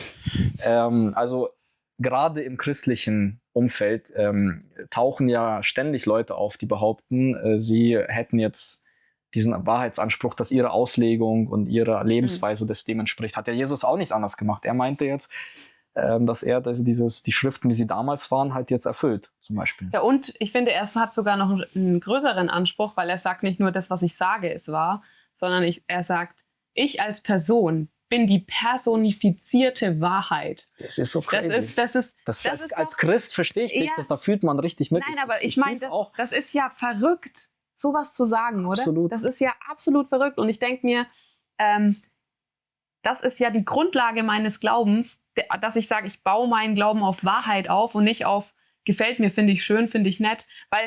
Also ich würde sagen, es ist so verrückt, dass es entweder furchtbar anziehend oder furchtbar abstoßend ist. Ja. Und da unterscheidet sich, mich stößt das ab. Entweder ist er ein verrückter Spinner, wo ich sagen muss, der hat nicht mehr alle Latten am Zaun, also Entschuldigung. Oder er hat die Wahrheit geredet und dann ist er in allem bestätigt, was er sagt. Ja. Und das ist halt also schwierig. Es gibt nicht ein bisschen Christentum. Deswegen würde ich auch sagen, wenn Jesus nicht die Wahrheit ist und wenn er nicht auferstanden ist, lasst uns fressen und saufen, morgen sind wir tot, hoffentlich werde ich vernichtet nach dem Tod. Also, warum sollte ich dem Christentum folgen? Jetzt nehmen wir mal die Annahme, er ist die Wahrheit und der Weg. Und da hat der Menschheit das hinterlassen. warum werdet ihr euch nicht einig, ihr Christen? Also, Das ist meine ihr werdet Lieblingsfrage. in den größten Sachen werdet ihr vielleicht einig, dass Jesus gelebt hat und dass es die Auferstehung gab. In allen anderen Fragen wildes das Durcheinander. Und ich bin mir sicher, dass ihr beide auch irgendwo unterschiedliche Ansichten habt über den. Also Ja. lieben gerne antworte ich dir auf diese Frage, würde aber gerne zum Thema davor noch was sagen. Ja. Ich habe in meinem Leben festgestellt, dass egal auf welcher Ebene du den christlichen Glauben untersuchst, er einzigartig ist. Wenn du sagst, ich möchte den Ursprung der Menschheit rausfinden, wirst du kein anderes Buch finden, was so zu den Ursprüngen der Menschheit zurückgeht. Wenn du dir die zeitgenössischen Schriften anschaust, die ich mir im Detail angeschaut habe, zum Beispiel ein Gilgamesch-Epos, der Gilgamesch-Epos ist nichts als ein Märchen. Man unterstellt ihm immer, er sei die Vorlage für die Genesis gewesen, die ersten Kapitel. Aber ja, dann lest doch mal beides. Da wirst du ein Märchen finden und in der Genesis hast du eine Geschichtsschreibung, die meines Erachtens auch in der Menschheitsgeschichte historisch fundiert ist und bestätigt wurde. Wie muss eine Gesellschaft aufgebaut sein, dass sie funktioniert? Ich finde, die biblischen Weisungen haben im Endeffekt auch zu unserer deutschen sozialen Marktwirtschaft, die immer sehr gut funktioniert hat, geführt, unsere deutsche Verfassung. Das Grundgesetz ist auch aufgebaut auf christlichen Werten, ganz bewusst. Das funktioniert einfach, weil es Gottes Weisheit ist. Das finde ich in keinem anderen Kulturkreis der Welt finde ich sowas. Oder auch, wie sollte ich mich als Mensch moralisch verhalten? So sagen, nee, du sollst sogar deinen Feind lieben, schlagt euch nicht die Rübe ein. Sondern das ist ein ganz wichtiger Wert, der Gott uns auch zuspricht, dass wir selbst frei und mündig unsere Entscheidungen treffen sollen und auch anderen zugestehen, wenn sie Dinge anders sehen. Wo das in christlichen Gesellschaften anders war, wurde das Christentum eindeutig missbraucht, weil wir können ja nachlesen, wie Jesus es gelehrt hat. Eben die Feindesliebe Können wir das? und so weiter. Ja, klar. Ist das nicht, also ich würde jetzt sagen, in der Geschichte haben ja Christen ja so viele Kriege geführt. Also da, Ja, weil wir sie nicht haben- auf Jesus gehört haben. Ja, okay. Jesus hat gesagt, wer zum Schwert greift, wird durch das Schwert umkommen und liebe deinen aber ich Feind. bin mir ganz sicher, dass diese Menschen, die da in den Krieg gezogen sind, sich sicher waren, dass es der Ja, Wille weil Gottes das ist. Christentum missbraucht wurde, um sie zu manipulieren. Du Aber darfst wer ja- ist denn, wen kann ich jetzt fragen von euch allen Christen, haben die jetzt recht gehabt oder hat jetzt der Ich würde Matthias recht? sagen, frag Jesus, schau auf ihn. Aber dann kommt ja die wildesten Nein, Auswüchse. Moment, kommt dabei. Da kommt ja genau das raus, was wir jetzt lieber haben. Bogdan, wir müssen einen Schritt zurückgehen. Beide fragen Jesus, die einen sagen ja los, den knallen wir die Birne ein, die anderen sagen Also, die Feinde lieben. Ich muss hier ein Statement setzen, das ist uns geschundenen Ex-Zeugen, ihm die Birne ein. uns geschundenen Ex-Zeugen ist das oft nicht so zugänglich. Aber die Bibel spricht für den allergrößten Großteil der aktiven Bibelleser eine sehr, sehr eindeutige Sprache. Dieses, ja, frag 100 Christen, du wirst 100 Meinungen bekommen, das ist ein Märchen, das ist so nicht. Es gibt einen Konsens. Dieser Konsens hat zum Beispiel auch die Reformation ausgelöst. Die Bibel ist so eindeutig, dass viele der römisch-katholischen Lehren der damaligen Zeit und auch der heutigen unbiblisch sind, dass die Wahrheit rausbrechen muss. Die Verstehst du? Reformation, die kam ja so spät. Also Ja, aber- alle, die davor gelebt haben, waren ja völlig Ja, im die sind Dunkeln halt begraben. verbrannt worden von der römisch-katholischen Kirche, weil sie Aber- gewagt haben, aber- diese biblische Wahrheit auszusprechen. Ja, aber warum hat Gott eigentlich nicht das so klar dargelegt, dass es da gar keinen Zweifel dran Es gibt? ist ja so klar dargelegt, dass es die logische, historische Konsequenz war. Die katholische Kirche war ja auch nicht immer so. Die war ja am Anfang, war die ja ganz normal. Die ist ja mit jedem Jahrhundert eigenartiger geworden, bis hin zum Höhepunkt. Willst du wissen, dass der jetzige Zustand die richtige Auslegung der Weil Bibel das schon immer die richtige Auslegung Vielleicht muss man dazu sagen, die Auslegung der Bibel, ja, hört sich jetzt so an, als würde man auf alles eine richtige Auslegung haben. Ich würde sagen, die Hauptstraße der Bibel, das was wir Evangelium, gute Nachricht nennen, da sind wir uns im Kern einig. Und das betrifft die Botschaft, dass Gott gekommen ist, um die Gemeinschaft mit den Menschen wiederherzustellen, dass er für uns gestorben ist, damit der Weg frei ist und wir in Freiheit vor Gott kommen können. Da sind wir uns einig. Keine Ahnung, andere Fragen, wann wirst du getauft oder solche Dinge sind vielleicht unterschiedlich, aber die Botschaft der Versöhnung mit Gott, dass ich Frieden mit Gott habe, dass ich frei bin von meinen Lasten, da sind wir uns einig. Das hat die Reformation Ja. ausgemacht. Und da ist die Bibel sehr klar, würde ich sagen. Ja, und ich meine, auch in den katholischen Zeiten, das muss man auch sagen. Nimm mal den heiligen Franz von Assisi, den Franziskus. Der war natürlich katholischer Mönch, lange vor der Reformation. Der war aber im Endeffekt ein Hippie-Evangelikaler. Katholische Kirche hat gesagt, jetzt schreib mal hier runter, was hier dein komischer Orden überhaupt für Grundsätze hat. Er hat einmal das Markus-Evangelium abgeschrieben und es an den Papst geschickt. Man hat ihn auch gewähren lassen, weil man sich nicht so gegen die Bibel in der Zeit aufbegehren wollte. Aber du hast zu allen Zeiten genau diese Personen, die einfach nur Jesus ernst genommen haben, die Bibel ernst genommen haben, und mit denen sind wir im Glauben verbunden. Das ist nicht so, dass sie völlig absurd andere Sachen wie der heutige Evangelikale geglaubt haben. Dass Christen Dinge falsch machen, ist ja, würde ich dir gar nicht widersprechen, aber das ist ja auch ein Fehlschluss zu sagen, nur weil ich schlecht singe, hat Beethoven schlechte Musik gemacht. Weißt du, also wenn ich ihn nachspiele. Also Aber guck mal, trotzdem, ihr habt vielleicht in diesen groben Ansichten die gleiche Meinung, aber warum lässt dann Jesus zu, wenn ihr alle die Wahrheit quasi habt? Warum gibt es Baptisten, Freikirchler und Pfingstler und Charismaten, Auch keine Ahnung was? Das ist ja irgendwie, die leben ja alle, die einen tragen Kopftuch, die anderen tragen wieder kein Kopftuch und die leben komplett unterschiedlich. aber im Kern glauben sie ans Evangelium. Ja, aber warum hat Jesus lieber- nicht die eine Gemeinschaft gemacht, so wie bei den Zeugen, diese Einheit, die sind weltweit grob gleich. Anna, genau das war halt nicht der Wille Gottes. Und das ist der Irrtum der Aber Zeugen warum? Jehovas. Gott hat, also die Baptisten glauben, es ist richtig, Kopftücher, die bestimmten, da gibt es ja auch wieder verschiedene Spaltungen von Baptisten, es ist richtig, Kopftücher zu tragen. Die anderen sprechen Zungen, die können Zungen sprechen. Ja. Die anderen glauben, dass dass man heute Dämonen austreiben muss, die anderen glauben nicht daran. Aber irgendwie lesen sie alle die gleiche Bibel, Also aber verstehen alle was ganz anderes. Ich habe eine Antwort drauf, ja, aber gerne erst die christliche Seite. Wie kann das denn sein? Ja, also. Die Bibel lehrt, es gibt Lehren, die wichtig sind, dass man da völlige Klarheit hat. Was ist das Evangelium? Der stellvertretende Sühnetod Jesu Christi. Er hat gelebt, er ist gestorben und er ist auferstanden. Aber steht das so in der Bibel? Ja. Das ist das Allerwichtigste, dass ihr das wissen Paulus müsst schreibt und zum alles Beispiel, andere ist unwichtig. Dass es darum geht, wenn das nicht stimmt, dann vergesst alles andere. Ja, also da kann man sagen, das Evangelium ist 100% klar definiert in der Bibel. Das heißt, wenn du davon abweichst und die Zeugen Jehovas weichen davon ab, dann bist du biblisch gesehen kein Christ mehr. Weil die Zeugen Jehovas würden nicht sagen, das Evangelium ist Jesus ist für meine Sünden am Kreuz gestorben. Sie würden sagen, die gute Botschaft vom Königreich ist. Das ist ja die Übersetzung von das Evangelium. Trotzdem predigen die dass Jesus für uns Ja, gestorben aber ist. ihre Hauptbotschaft ist, Gott wird ein irdisches Paradies auf der Erde schaffen, auf dem Milliarden bereits Gestorbener wieder auferweckt werden zu einer zweiten Chance, und wir können als Menschen ewig auf dieser neuen paradiesischen Aber Erde trotzdem leben. dank Jesus, das sagen die schon trotzdem. Ja, schon, aber das weicht halt ab. nicht so stark wie bei Christen vielleicht, aber trotzdem ist das ihre Lehrmeinung. Interessant ist ja auch, weil das finde ich interessant, was macht für den Zeugen Jehovas das ewige Leben attraktiv? Es ist doch dieses Paradies, auf dem ich dann lebe, oder? Und ich würde sagen, als Christ ist für mich der Himmel, da wo ich hin will, die Gegenwart Gottes, Jesus selber.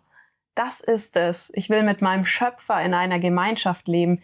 Mir geht es nicht darum, dass ich jetzt... Ja, das ist halt so eine Auslegungssache, weil Zeugen sagen dann, wir sind für die Erde gemacht. Was haben wir im Himmel verloren? Warum sollten wir hier auf Ja, der aber- Erde leben? Warum sollen wir in den Ich Himmel? würde sagen, Also du das bist ist für halt deinen so- Schöpfer gemacht. Er hat dir die Ewigkeit ins Herz gelegt. Aber warum bist du nicht gleich im Himmel geboren, hast nicht gleich beim Schöpfer gelebt? Warum hat er für uns die Erde erschaffen überhaupt? Dann? Also ich möchte deine Frage beantworten. Dieser kleine Einwurf. Nein. Anna Dieser sammelt schon seit einer halben Stunde. Das Problem an dem, was Jehovas Zeugen über die paradiesische Erde lehren, ist, dass Jesus gesagt hat, ich gehe hin und bereite euch im Himmel eine Wohnung, denn ich will, dass ihr da seid, wo ich bin. Wenn es anders wäre, hätte ich es euch gesagt, und die Zeugen Jehovas sagen, es ist anders. Mit ganz, ganz vielen Widersprüchen. Sie lehren etwas, was sie irgendwie konstruieren in der Bibel, und ja, auch die Bibel spricht von einer neuen Erde und spricht davon, das neue Jerusalem, der Wohnort der auferstandenen Christen, der kommt runter auf die Erde. Wir werden nicht als fette Kinder ewig auf Wolken sitzen. Stimmt, und wie so. versteht ihr das eigentlich? Genau, das kann ich dir gleich Ja. beantworten. Aber zu deiner Frage, warum gibt es so viele verschiedene christliche Denominationen?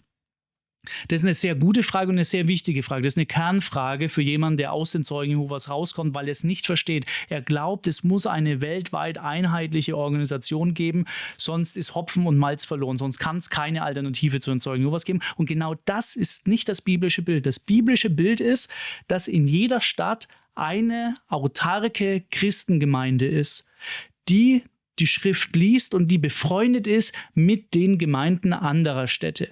Jetzt hast du mittlerweile in einer Stadt nicht eine Gemeinde, sondern verschiedene Gemeinden mit verschiedenen Ausrichtungen. Und zumindest mein Verständnis vom Christentum, und das ist das Verständnis vom überwiegenden Großteil der bibeltreuen Christen, ist, dass du kannst in eine, ja, wie sage ich das jetzt? Du kannst in eine Baptistengemeinde gehen, du kannst in eine Brüdergemeinde gehen. Du kannst, ich sage es jetzt mal bewusst so, das wäre ein Sonderthema, du kannst in eine gemäßigt charismatische Gemeinde gehen. Alle drei glauben die gleichen Grundlehren. Alle drei sind Geschwister in Jesus Christus und da, wo sie Lehrunterscheidungen haben, da lässt die Bibel auch eine Freiheit zu. Die Frage ist, warum lässt die Bibel diese Freiheit zu? Weil sie nicht, wie bei den Zeugen Jehovas, alles bis ins kleinste Detail in aller Klarheit offenbart hat. Du darfst nicht vergessen, Erkenntnis und Wahrheit liegt nicht einfach so am Straßenrand, dass du vor die Tür gehst und sagst, jetzt weiß ich's. Die Frau soll in diesen Situationen ein Kopftuch tragen und in diesen nicht. Sondern das ist etwas, da musst du mit dem Heiligen Geist im Glauben ringen. Und wenn du aufrichtig und demütig vor Gott bist, dann glaube ich, dass er über die Zeit nach und nach auch diese Wahrheiten offenbart.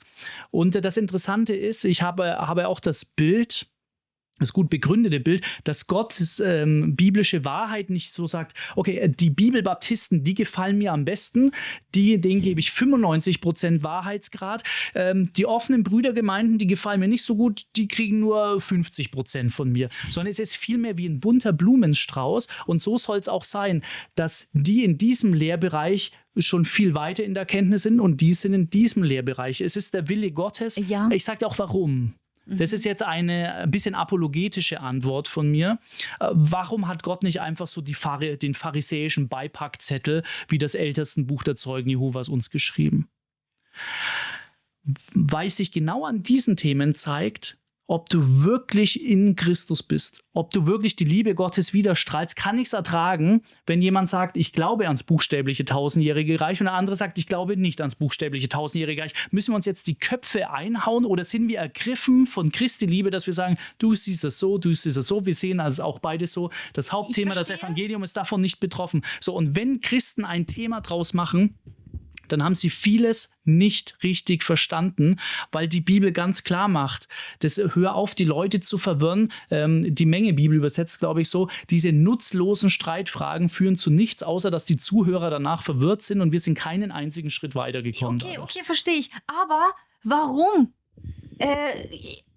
bei den ganzen strenggläubigen Christen, wenn du aus dieser Gemeinde dich in jemand anderen verliebt hast, aus einer anderen Gemeinde, der aber auch ein Christ ist, da werden die teilweise geächtet oder gehen nicht auf die Hochzeit. Die dürfen dann nicht auf die Hochzeit gehen. Und dann denke ich mir so, aber was habt ihr dann für eine brüderliche, christliche Gemeinschaft? Anna, vielen Dank für diesen Einwurf. Das sind sektenähnliche Strukturen, die nicht repräsentativ für das bibeltreue Christentum in Deutschland sind. Ja, was übrigens die von euch auch behaupten würden. Also die würden sagen, ihr seid nicht die wirklich Bibeltreuen, sondern sie machen es ja besonders richtig. Ja. Wie es auch die ersten Christen gemacht haben, die gesagt haben, die Juden haben alles falsch. Dann verstehe ich, aber man muss auch mal sagen, es gibt einen Konsens der aktiven Bibelleser, der Evangelikalen, der Bibeltreuen und der ist Hauptsache, das Evangelium ist klar. Hauptsache, wir bemühen uns nach bestem Wissen und Gewissen, Jesus nachzufolgen. Und ob jetzt ein Baptist einen Brüdergemeindler heiratet, tolles Beispiel übrigens, das ist doch schön. Da ist nichts, wo man irgendwie vor sich schön. Aber du sagst das sind Randgruppen. Das ist nicht repräsentativ. Nein, das ist nicht repräsentativ. Nee. Also du sagst, dass die jetzt eine Sekte sind, aber du zählst sie zum Christentum trotzdem dazu, weil die gehören ja zum Christentum trotzdem dahin, aber du betitelst sie jetzt als sektenähnliche Struktur. Sektenähnliche Struktur. Ich habe nicht gesagt, dass sie eine Sekte sind, aber du hast die Züge einer Sekte. Aber trotzdem, dann ist es ja wieder, dann betitelst du das ja eigentlich, dass es keine Wahrheit ist. Oder? Aber das Problem ist, glaube ich, immer, wenn man sagt, wir haben die Wahrheit gepachtet und die anderen quasi, die sind falsch. Und ich würde sagen, der Christ, der die Bibel liest, der weiß, ich kann mich irren. Manche Fragen in der Bibel sind nicht leicht zu beantworten, sagt Paulus selber. Und dazu sagen... Petrus sagt es über Paulus. Ja, stimmt, Petrus sagt es über Paulus. Und da muss ich sagen, ja, richtig. Sicherlich weiß ich jetzt auch nicht alles. Und dann auszuhalten und zu sagen, vielleicht irre ich mich. Ich folge jetzt einfach dem, was ich denke, was passt. Und wenn ich mich irre, ist ja auch nicht so schlimm. Ja, mein Gott, dann wird Gott mich halt irgendwie korrigieren und es mir zeigen. Ich kann ja tiefenentspannt damit umgehen. Oder ich kann auch entspannt damit umgehen, zu sagen, der hat eine andere Meinung als ich. Ich höre mir mal an, was der sagt. Vielleicht hat er ja gute Argumente, die mich überzeugen. Weil ich muss ja nicht auf meine Ansicht beharren. Warum soll ich auf meine Ansicht beharren? Also, jetzt kommt meine Erklärung für die ganzen Abspaltungen, unterschiedlichen Ansichten, die es ja genauso beispielsweise im Islam gibt. Wir halten uns fest. Genau, haltet euch fest, ihr Schafe. Genau, also die gibt es ja genauso in anderen Religionsgemeinschaften, also im Islam beispielsweise. Das ist so die These von Ludwig Feuerbach, die ihr als studierte Theologen bestimmt auch schon mal euch angehört habt. Und zwar, Theologie ist in Wirklichkeit Anthropologie. Sprich, es ist eigentlich, was die Menschen meinen mit Gott, Jesus, all diese Projektionspersonen, die sie in ihren Mohammed, in ihren Glaubensansichten haben, die projizieren ihr eigenes Ding drauf. Das ist dann auch deswegen, warum sie dann so nervös reagieren oder so schwer verletzt sind, wenn man plötzlich was gegen Allah sagt oder gegen Jesus, warum viele dann gleich ganz, ganz als schlimm empfinden, weil sie sich in ihren eigenen tiefsten inneren Werten verletzt fühlen. Und jeder Mensch ist halt einzigartig. Jeder Mensch findet für sich etwas, was er subjektiv, was ich da auch vorhin erklärt habe, mit dem, warum manche zum Islam konvertieren, vom Christentum und andersrum, findet für sich etwas, was für ihn passt. Und dann macht er da auch nochmal was ganz Eigenes draus. Und im Endeffekt sind es einfach nur diese ganzen christlichen Gemeinden, sind Verbünde von Menschen, die in ihrem Gottesbild, was sie projizieren auf den Jesus, halbwegs zusammenfinden, so in den Ansichten und sich auch untereinander furchtbar reiben, oft. Aber so im Groben und Ganzen finden sich zusammen. Klar sind da auch viele dabei, weil es die Eltern dabei sind oder warum auch immer. Aber letzten Endes glaube ich, dass es einfach die natürliche Folge dessen ist, dass die Menschen subjektiv sich in ihren Werten in einer Gemeinschaft einfinden. So. Und dann nehmen sie im Groben, erstmal eine Richtung raus. Okay, ich nehme das Christentum, okay, ich nehme den Islam oder was auch immer. Und dann im weiteren Verlauf schaue ich mir, welche Gemeinschaft passt mir eigentlich am besten. Das werden die meistens verleugnen, weil sie sagen, sie richten sich nach Christus aus. In Wirklichkeit aber richtet sich Christus nach ihnen aus, würde ich sagen. Das ist meine Erklärung, es ist nur so ein Blickwinkel auf das Ganze. Aber was denkt ihr dann dazu? Ich finde es eine interessante Beobachtung, weil ich glaube, es bezieht sich oft auch so im Glauben. Man tut immer so, als wäre man so rational und dann entscheidet man doch emotional. Also vielleicht ist da ein wahrer Punkt dran, wie die Menschen sich das aussuchen. Aber ich würde dir mal dazu vielleicht... Ja, also habe ich euch. Spaß. Feuerbachs Projektionshypothese ist natürlich ein hochinteressantes psychologisches Konstrukt, aber meines Erachtens auch überhaupt nicht ernst zu nehmen und nicht fundiert, weil es ganz viele logische Lücken in sich hat. Man hat ja dann in den folgenden Jahrzehnten immer wieder Untersuchungen gemacht, auch am offenen Hirn zum Beispiel, dass man gemerkt hat, okay, wenn man das Gehirn irgendwie mit Elektroden an dieser Stelle stimuliert, dann meint der Proband, er riecht einen angebrannten Toast. Kennst du das Experiment? So, und dann sagt man, mit Gott ist es auch so. Da wird einfach so ein Hirnareal aktiviert und dann, ich glaube, hier ist was Höheres. Also wirklich, ne? So hat man diese Versuche am offenen Gehirn gemacht, auch in Folge von Feuerbachs Projektionshypothese. Was allerdings das logische Problem ist, nur weil du die Aura, den Geruch von einem angebrannten Toast über Hirnstimulation erzeugen kannst, heißt es ja nicht, dass es keinen angebrannten Toast gibt.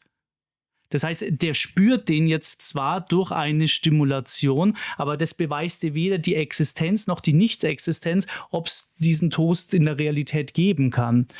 So, und Ja, genau, aber der Ursprung war ja nicht, ob es Gott gibt oder nicht. Da haben wir ja gesagt, dass Gott ist denkbar, Gott ist nicht denkbar. Also Gott ist denkbar. Du wolltest mir auf die Anthropologie raus. Ich wollte mehr darauf hinaus, dass warum habt ihr so viele Abspaltungen? Und für mich ist das halt so ein Beweis dafür, warum sich überhaupt Menschen in Religion aufgeteilt haben. Ich meine, es gibt einen christlichen Kulturraum, es gibt einen islamischen. Also warum geht Gott so selektiv vor, dass er jetzt irgendwie die ganze Riesengruppe kaum Christen da sind und die wahre Religion ist aber ziemlich auf Europa und Nordamerika. Ja, würde ich sagen, stimmt halt nicht. Also, aber weil das Christentum in nahezu jedem Land der Welt floriert und das spielt ja keine Rolle. Ist. Es sind ja trotzdem die meisten Asiaten und die meisten also Inder oder Pakistaner oder was, haben nie was von Jesus gehört. Das stimmt nicht. Habe ich mit Anna schon gesagt, 5 bis 10% der Chinesen bekennen sich mittlerweile zum Christentum und zwar unter Verfolgung. Aber wie lange waren die völlig verblendet? Moment, wir sprechen ja von einem Land, in dem das Christentum verfolgt wird und was nicht christlich sozialisiert war. Was also fasziniert den Chinesen so an Jesus, dass er sagt, obwohl das sehr eingeschränkt überhaupt nur in meinem Land auslebbar ist, das ist die Wahrheit. Aber das wäre doch genau diese anthropologische Annahme, dass sobald denen praktisch Werte entgegengebracht werden, die sie vielleicht von einigen ihrer Werte befreien, die auf ihnen lasten, warum auch immer, weil es islamische Werte sind, die nicht so toll sind für sie, dass es denen subjektiv schmeckt und die sagen, naja, weißt du was, also ich fühl's, das ist gut für mich als Menschen, das bringt mich voran. Ich wähle jetzt einen christlichen Pfad. Aber es wäre ja auch nicht, wäre ja legitim zu sagen, ich finde es gut, ich fühle es. Ja. Es spricht ja noch nicht dagegen, dass es auch nicht so ist. Bogdan, Geschenk gekauft, das Argument, sehr gut. Ja. Aber du hast ja vorher behauptet, ja, wie kann das sein? Auf der ganzen Welt ist ja das Christentum jetzt gar nicht so zugänglich und so. Und ich sage, das stimmt nicht. Auf der ganzen Welt floriert das Christentum aktuell und durch die Digitalisierung noch umso mehr. Ja, aber warum so spät? Warum jetzt? Warum seit dem Internet, seit der menschlichen Erfindung des Internets floriert? Ja, es ist seit 2000 Jahren entsenden Christen bis in die entlegensten Winkel der Welt Missionare. Ja. Also nimm zum Beispiel mal Irland. Aber dann müsste, also wenn es Gott ist, ich möchte ein Beispiel nennen. Also ist das Christentum eine Bereicherung für Menschen, ja oder nein? Ja. Okay. Ja, meine Güte, warum sind nicht die ganzen Chinesen Christen? Ja, das fragen wir uns ja auch, Bogdan. Ja. Lass Matthias einen Gedanken sagen. Nehmen wir mal Irland zum Beispiel. Irland war ein nicht christliches Land. Es wurde friedlich missioniert, also da wurde nicht irgendwie mit dem Schwert und hier, lass dich jetzt taufen oder sonst wie. Das hat die Leute angesprochen, reihenweise sind die Leute Christen geworden. Und das ist, glaube ich, ein gutes Beispiel, wie eigentlich christliche Mission laufen sollte. Du stellst Jesus vor und der Mensch entscheidet sich entweder dafür oder dagegen. Und das ist auf der ganzen Welt passiert. Und es ist kein Ereignis, was jetzt erst seit ein paar Jahren ist. Das Christentum war in der Hochphase. 1/3 der Weltbevölkerung hat sich zu Jesus bekannt, auf die eine oder andere Weise. Schwierig. Also und auch die Kulturkreise, die einige Zeit nicht erreicht waren, werden mittlerweile erreicht. Irland ist eine Rosine. Warum ist Gott nicht so gütig, dass er ist so gütig, es im Internet bereitzustellen. Wenn man möchte, kann man Gott googeln. Aber ich hätte jetzt schon erwartet, dass Gott, weil das Christentum ja offenbar das ist, was den Menschen am meisten weiterbringt, dass es von Anfang an in der Fülle verfügbar ist, wie es halt in unseren Reihen verfügbar ist, im europäischen Raum. Ich würde sagen, diese enorme Verfügbarkeit ist seit dem späten 1. Jahrhundert weltweit gegeben. Natürlich gab es. Und weil sie so schlechte Herzen haben, nehmen sie es nicht an? Oder was ist der Grund, warum es dort nicht wie die Pest schon ausgebrochen ist wie bei uns? Ja, ich kann mich da nur auf Jesus beziehen. Er hat gesagt, breit ist der Weg, der ins ewige Verderben führt und schmal ist der Weg. Aber alle Asiaten stellst du gerade auf den breiten Weg. Ich möchte kurz meinen Gedanken zu Ende führen. Breit ist der Weg, der ins ewige Verderben führt und schmal ist der Weg, der zum ewigen Leben geht.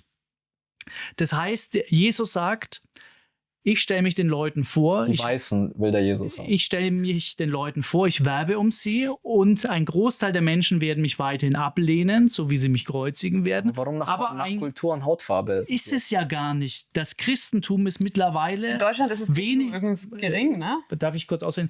Das Christentum ist mittlerweile weniger weiß, als dass es nicht weiß ist. Ja, das stimmt. Der globale Süden dominiert das Weltchristentum. Wir sind eigentlich, die beten für Deutschland, weil sie sagen, das ist ganz furchtbar, wie wenige Christen ihr habt und das als Land der Reformation. Ja, weil, aber was sagst du denn dazu, dass die Ungebildeten halt noch eben in Südafrika und sonst wo sind oder Lateinamerika da, also ich kenne es von den Zeugen Jehovas so, die sind hier in Deutschland, haben die gepredigt, alle depressiv, keiner nimmt mehr die Wahrheit an, das Ende wird bald kommen. Dann sind die alle auf eigene Kosten nach Lateinamerika, zu den ganzen ungebildeten Leuten, die haben sich schon gefreut, wenn man denen ein ausgedrucktes Blatt mit bunter Farbe gegeben hat, weil die so arm sind. Und die haben gesagt, ja super, Jesus, ja okay, Lesen Jehova, beigebracht, den Jehova, meisten. super. Dann haben sie den Lesen beigebracht, was auch immer. Und nach meiner Logik, da wo Bildung da ist Abwendung vom Christentum. Würde ich als widerlegt ansehen, die These. Du hast Von gerade der Religion allgemein. Du hast, also wenn man es jetzt, wie sagt man, religionswissenschaftlich sieht, hast du ja gerade eine enorme Hinwendung, gerade von der Gen Z ans Christentum. Du hast es bei der WM gesehen. Ja. Ein Fußballer beten plötzlich wieder, hast gleich Aufschrei im ZDF, das ist Unrecht, der hat doch mal irgendwie sich zur konservativen, lebenslangen, heterosexuellen Ehe bekannt, was für ein Untyp. Aber Gen Z würde schon wieder ins Bild passen, zu den Ungebildeten. Okay. Also zumindest zu den die Leute, die noch nicht erfahren genug sind, die noch nicht genug Lebenserfahrung gesammelt haben und noch nicht das ganze Spektrum der Möglichkeiten gesehen haben. Dann möchte die sich danach sehnen, nach Stabilität und konservativen Ich schenke Ansichten. diesen Punkt, man könnte ihn auch ausdiskutieren, aber ich schenke ihn dir an der Stelle. Aber wenn wir es religionswissenschaftlich betrachten, haben wir auch in Deutschland eine enorme Zunahme hin zu einem bibeltreuen, biblischen Christentum mit durchaus ordentlichen Wachstumsraten. Ich kenne jetzt die aktuellen Statistiken nicht.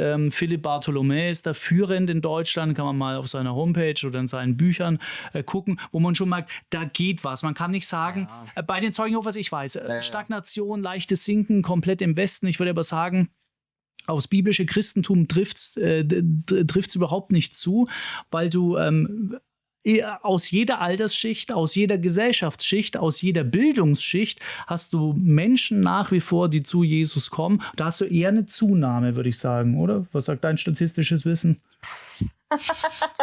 Also ich komme euch da mal entgegen, in dem Sinne, dass ich sage, für mich persönlich, natürlich bedingt auch durch wie ich aufgewachsen bin und so weiter, Sozialisierung, ist natürlich der christliche Kulturraum das beste Lebensmodell für mich persönlich. Also ich trage mit Sicherheit viele christliche Werte weiter in mir und lebe danach, weil ich überzeugt bin, dass es für den Menschen das Beste ist.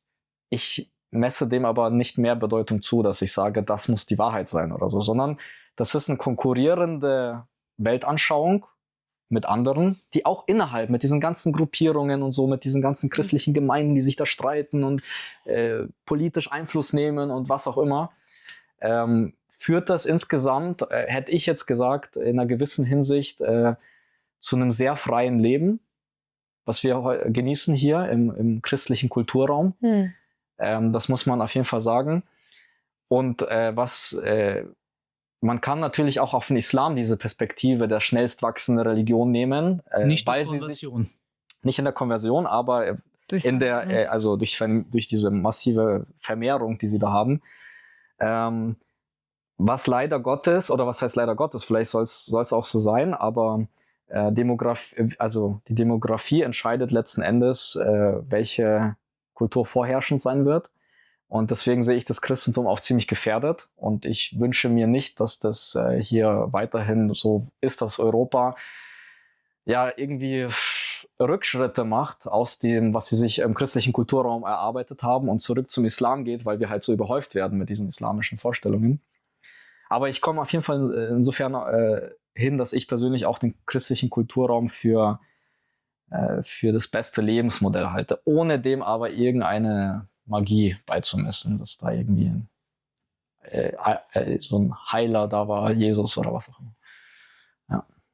Aber das würde ja, wenn wir es jetzt auf unsere Gedanken am Anfang beziehen, würde ja schon auch dafür sprechen, wenn ich jetzt als Atheist mir überlege, welche Glaubensströmung könnte denn eventuell, wenn es was gäbe, was Wahres beinhalten, dass ich irgendwie schon wieder am Christentum hängen bleibe. Und das ist meines Erachtens kein Zufall, weil es halt wirklich von Gott ist, Aber meine Interpretation. Würdest du sagen, ich habe dieses Bedürfnis nicht, zu sagen, ja, also wenn es was gäbe, was wäre es denn? Also würdest du sagen, das liegt an meinem schlechten Herzen oder? Also Kommen wir in die Hölle? Das haben wir ja schon gehabt. erstmal, ihr wisst ja, dass wir euch sehr gern haben und wir müssen ja uns, also wir drei zumindest, in den Armen liegen, dass wir halt auch einfach sehr geschädigt und gestört sind durch unsere Vergangenheit und das tief sitzt. Ich kann nur für mich reden, als ich inaktiv bei den Zeugen Jehovas wurde, da wollte ich fast 5 ganze Jahre lang fast nichts mehr mit organisierter Religion zu tun haben. Das hat mich abgestoßen. Ich habe neben einer, ich glaube, Baptistengemeinde gewohnt. Und dann konnte ich vom Balkon bei denen in den Garten schauen und dachte mir, ach, das sind aber viele Grillfeiern, die machen. Ich glaube, es waren Baptisten, Methodisten, ja, eine ganz interessante Gruppe. Kenn ich gar nicht, aber ja. Ja, Methodisten sind die liberalste Freikirche von allen. Die waren schon vogue, bevor es die evangelische Kirche war. Also manche zumindest immer. Ja. Man darf ihn nicht so pauschalisieren. Liebe Methodisten, wir haben euch sehr gern. Wir kennen euch nicht so gut. Und da weiß ich noch, dachte mir, das wäre schon interessant, da mal irgendwie in den Gottesdienst zu starten. Aber ich konnte mich nicht überwinden. Ich wollte mit diesem Zeug nichts zu tun haben. Deswegen hast du erstmal mein vollstes Verständnis, dass du sagst, boah, lass mich in Frieden, ich will mich damit nicht weiter beschäftigen. Aber ich glaube, es kommen auch in deinem Leben andere Zeiten. Und ich glaube, und das wäre vielleicht eine interessante Rückfrage an euch, außer du hast eine andere, die du noch dringend loswerden willst. Ich glaube, dass jeder Mensch irgendwo, wenn er ehrlich zu sich selbst ist, in sich spürt, es gibt was Höheres, es gibt irgendwie was Jenseitiges und wenn es nur irgendwie so eine höhere esoterische Macht ist, so Star Wars-mäßig oder so, ich glaube, das wohnt nicht nur als Bedürfnis und als Gefühl in uns, sondern wir merken ganz viele Dinge an uns selber, an unserer Familie, in der Gesellschaft, an dem, was wir beobachten, was immer wieder so den Gedanken an das Jenseitige eröffnet, seien es jetzt übernatürliche spirituelle Erfahrungen, Gefühle oder tatsächlich auch was Faktenorientiertes, dass du jetzt Atomphysik studierst und merkst, Mensch, das ist ja wirklich so krass gestaltet, das wirkt ja fast wie designt. So, also durch irgendwas kommt der Mensch immer und immer wieder in Berührung, das Jenseitige zu suchen und zu hinterfragen und deswegen glaube ich, dass das bei euch auch noch mal wieder passieren wird. Ich sehe das halt so ein bisschen durch diese existenzialistische Sicht im Philosophischen, dass ich sage, es gibt ja so eine Art Ewigkeit, die wir ja auch irgendwie verspüren, offenbar. Und für mich ist die Hinwendung zu einem Gott der philosophische Tod. Also es gibt ja viele Philosophen, die zu Gott gekommen sind. Aber ich bin einer von denen, die sagen, weißt du was, wenn ich mich jetzt festlege, es gibt Gott, es gibt Jesus, was auch immer, dann sterbe ich philosophisch, weil dann ist der Prozess abgeschlossen. Und ich persönlich kenne dieses Gefühl, es gibt irgendwas Übersinnliches wahrscheinlich, das Leben, irgendwas Mystisches vielleicht. Und ich will mich da gar nicht aber dem hingeben, dass ich sage, ich habe jetzt die endgültige Antwort gefunden, sondern ich verweile einfach in diesem Gefühl, diesem Spannungsfeld zwischen ich suche, aber ich werde nie finden. So, und das ist einfach eine philosophische Ansicht von mir. Und dadurch behalte ich mir einfach irgendwie so eine Offenheit auch bei. Ja, wir haben ja davor, als wir gefrühstückt haben, habe ich ja auch gesagt, dieses Beispiel, als ich mein Kind entbunden habe, hat er ja auch sowas wie gebetet. Und das ist ja für Gläubige so, ja, in Notsituationen betet auch jeder Atheist so. Und ich sehe das Ganze einfach so ein bisschen, dass wir einfach hilflos sind und einfach machtlos in manchen Situationen natürlich auch nicht sterben möchten und deswegen uns nichts anderes mehr bleibt, als irgendwie zu beten. Und das habe ich auch schon am Tisch gesagt, dass ich persönlich habe während meinen beiden Geburten nicht gebetet. Also weil ich mir so dachte, warum sollte Jesus, Gott, wer auch immer, mir jetzt helfen? Weil es gibt ja auch genug Frauen, die bestimmt auch schon gebetet haben und trotzdem gestorben sind bei der Geburt. Und deswegen macht das für mich so ein bisschen wenig Sinn. Und ich verstehe es, dass manche dann beten, wenn die gar keinen Ausweg mehr haben, irgendwo verloren, gar keinen Ausweg mehr sehen, verstehe ich, dass die beten. Okay, es gibt denen vielleicht auch meditativ so ein bisschen Kraft, dass vielleicht jetzt doch irgendwie Hilfe von was auch immer, woher auch immer kommt oder diese Kraft in sich daherkommt und man vielleicht doch Kräfte entwickelt und die Situation doch gut meistern kann, aber dann schreibt man es vielleicht dem Gott zu, aber eigentlich hat man vielleicht seine eigenen Kräfte nur aktiviert durch dieses Gebet. Ich fand das sehr interessant, was ihr gesagt habt. Wir haben euch sehr gerne zugehört, aber eine Anmerkung hätte ich dazu.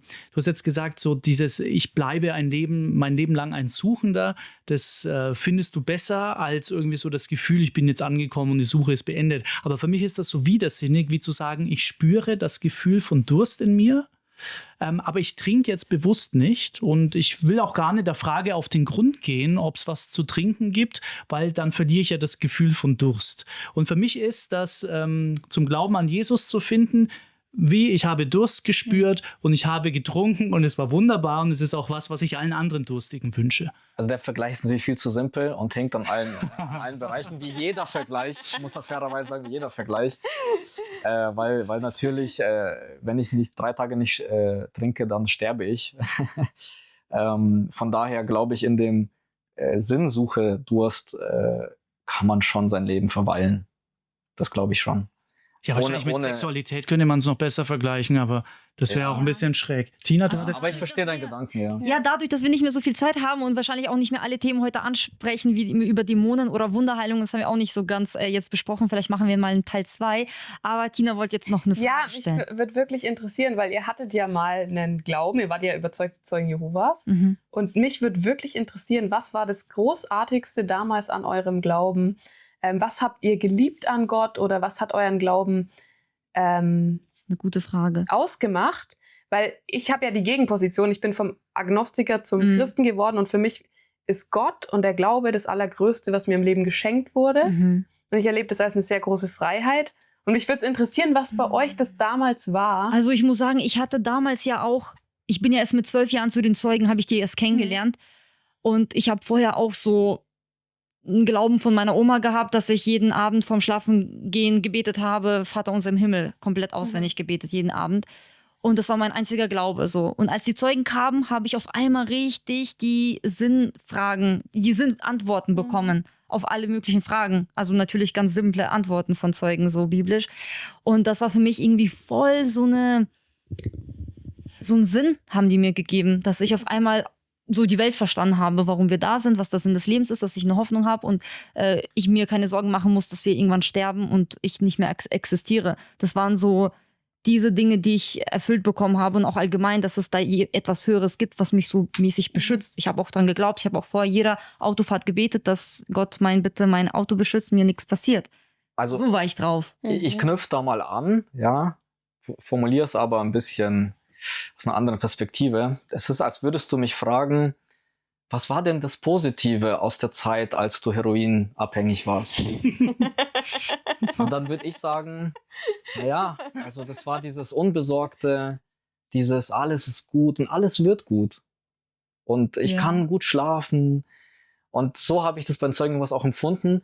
Irgendwie so dieses, ich hab das, was ihr nicht habt. So, ich habe dieses, ich weiß, dass alles geil wird. Ich habe dieses Gefühl, alles ist gut, Gottes schützende Hand ist über mir.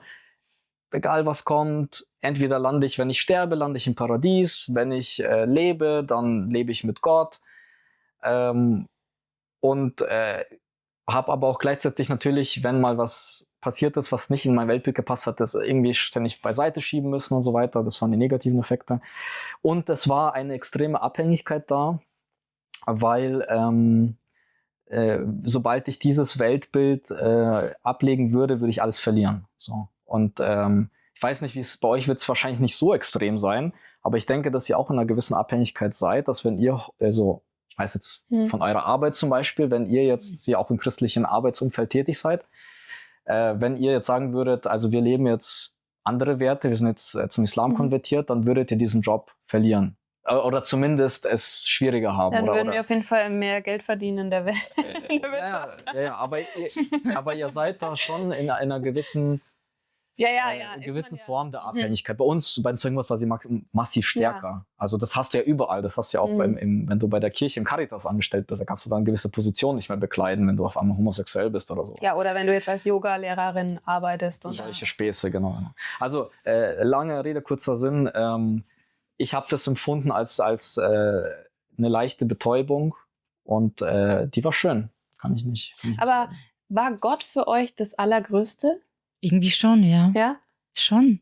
Also gab es Charaktereigenschaften oder Dinge an Gott, wo ihr gesagt habt, boah, das hat mein Herz erfüllt?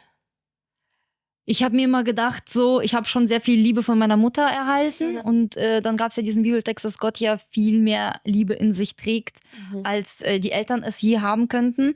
Und dann habe ich mir tatsächlich den Gott so vorgestellt. Aber teilweise hatte ich so Widersprüche in meinem Kopf, wo ich mir dachte, boah, diese Dinge hätte meine Mutter jetzt nicht zugelassen. Da hätte sie mehr Liebe für mich empfunden, als der Gott, der gerade nichts gemacht hat.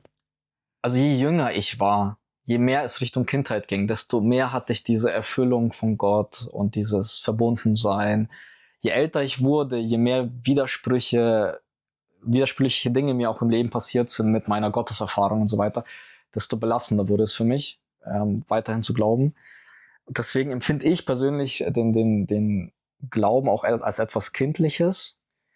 Und empfinde auch viele Gläubige, das ist jetzt nicht auf euch bezogen, sondern allgemein viele, die ich sehe, dass sie sehr kindlich agieren und sich mit einer kindlichen Leichtigkeit durchs Leben bewegen, die schön zu beobachten ist und bewundernswert, wenn ich mir die Gen Z anschaue, wie sie Lieder singen und in Jesus aufblühen und so weiter, aber da merke ich halt auch eine totale Naivität und denke mir so, wow, das Leben wird euch noch anders zeigen, was es gibt. Und hoffentlich nicht. Sterbt gerne naiv und kindlich. Aber ich finde das sehr interessant, weil ich glaube, vielleicht hatte euer Weltbild auch manche Punkte der Bibel nicht in Betracht gezogen, weil ich finde, die Bibel sagt dir durchaus voraus, dass du kannst verfolgt werden, du kannst leiden und so weiter. Also ja, jetzt habt ihr gar nicht richtig beantwortet, warum Gott Leid zulässt. So, der Speicherplatz ist voll. Wir sind aber noch voller Energie und voll geladen und möchten einander noch ganz viel sagen. Deswegen machen wir jetzt eine Pause und dann gibt es noch einen zweiten Teil von diesem Gespräch. Und wir freuen uns, wenn ihr wieder einschaltet, abonniert den Kanal von der Anna, den Kanal von Matthias. Ich habe auch noch einen Kanal und bald die Tina vielleicht auch noch. Sie hat schon einen, der ist aber nicht so bekannt. Okay. Da habe ich vor 10 Jahren mal Videos gemacht. Ja, jetzt wird's ja wieder Richtig Zeit. toll. Genau. Auferstehen wieder. Für dieses Gespräch vielen, vielen Dank für die Offenheit und ich fand's super. Ja, ich find's voll cool, dass man halt sich mit euch unterhalten kann. Das ist ja genau das, was bei Zeugen Jehovas nicht möglich ist. Deswegen habe ich ja dir auch schon gesagt, Matthias. Deswegen war cool. Dankeschön. Liken, abonnieren, um den Algorithmus zu pushen. Und dann sehen wir uns beim nächsten Mal. Tschüssi. Ciao.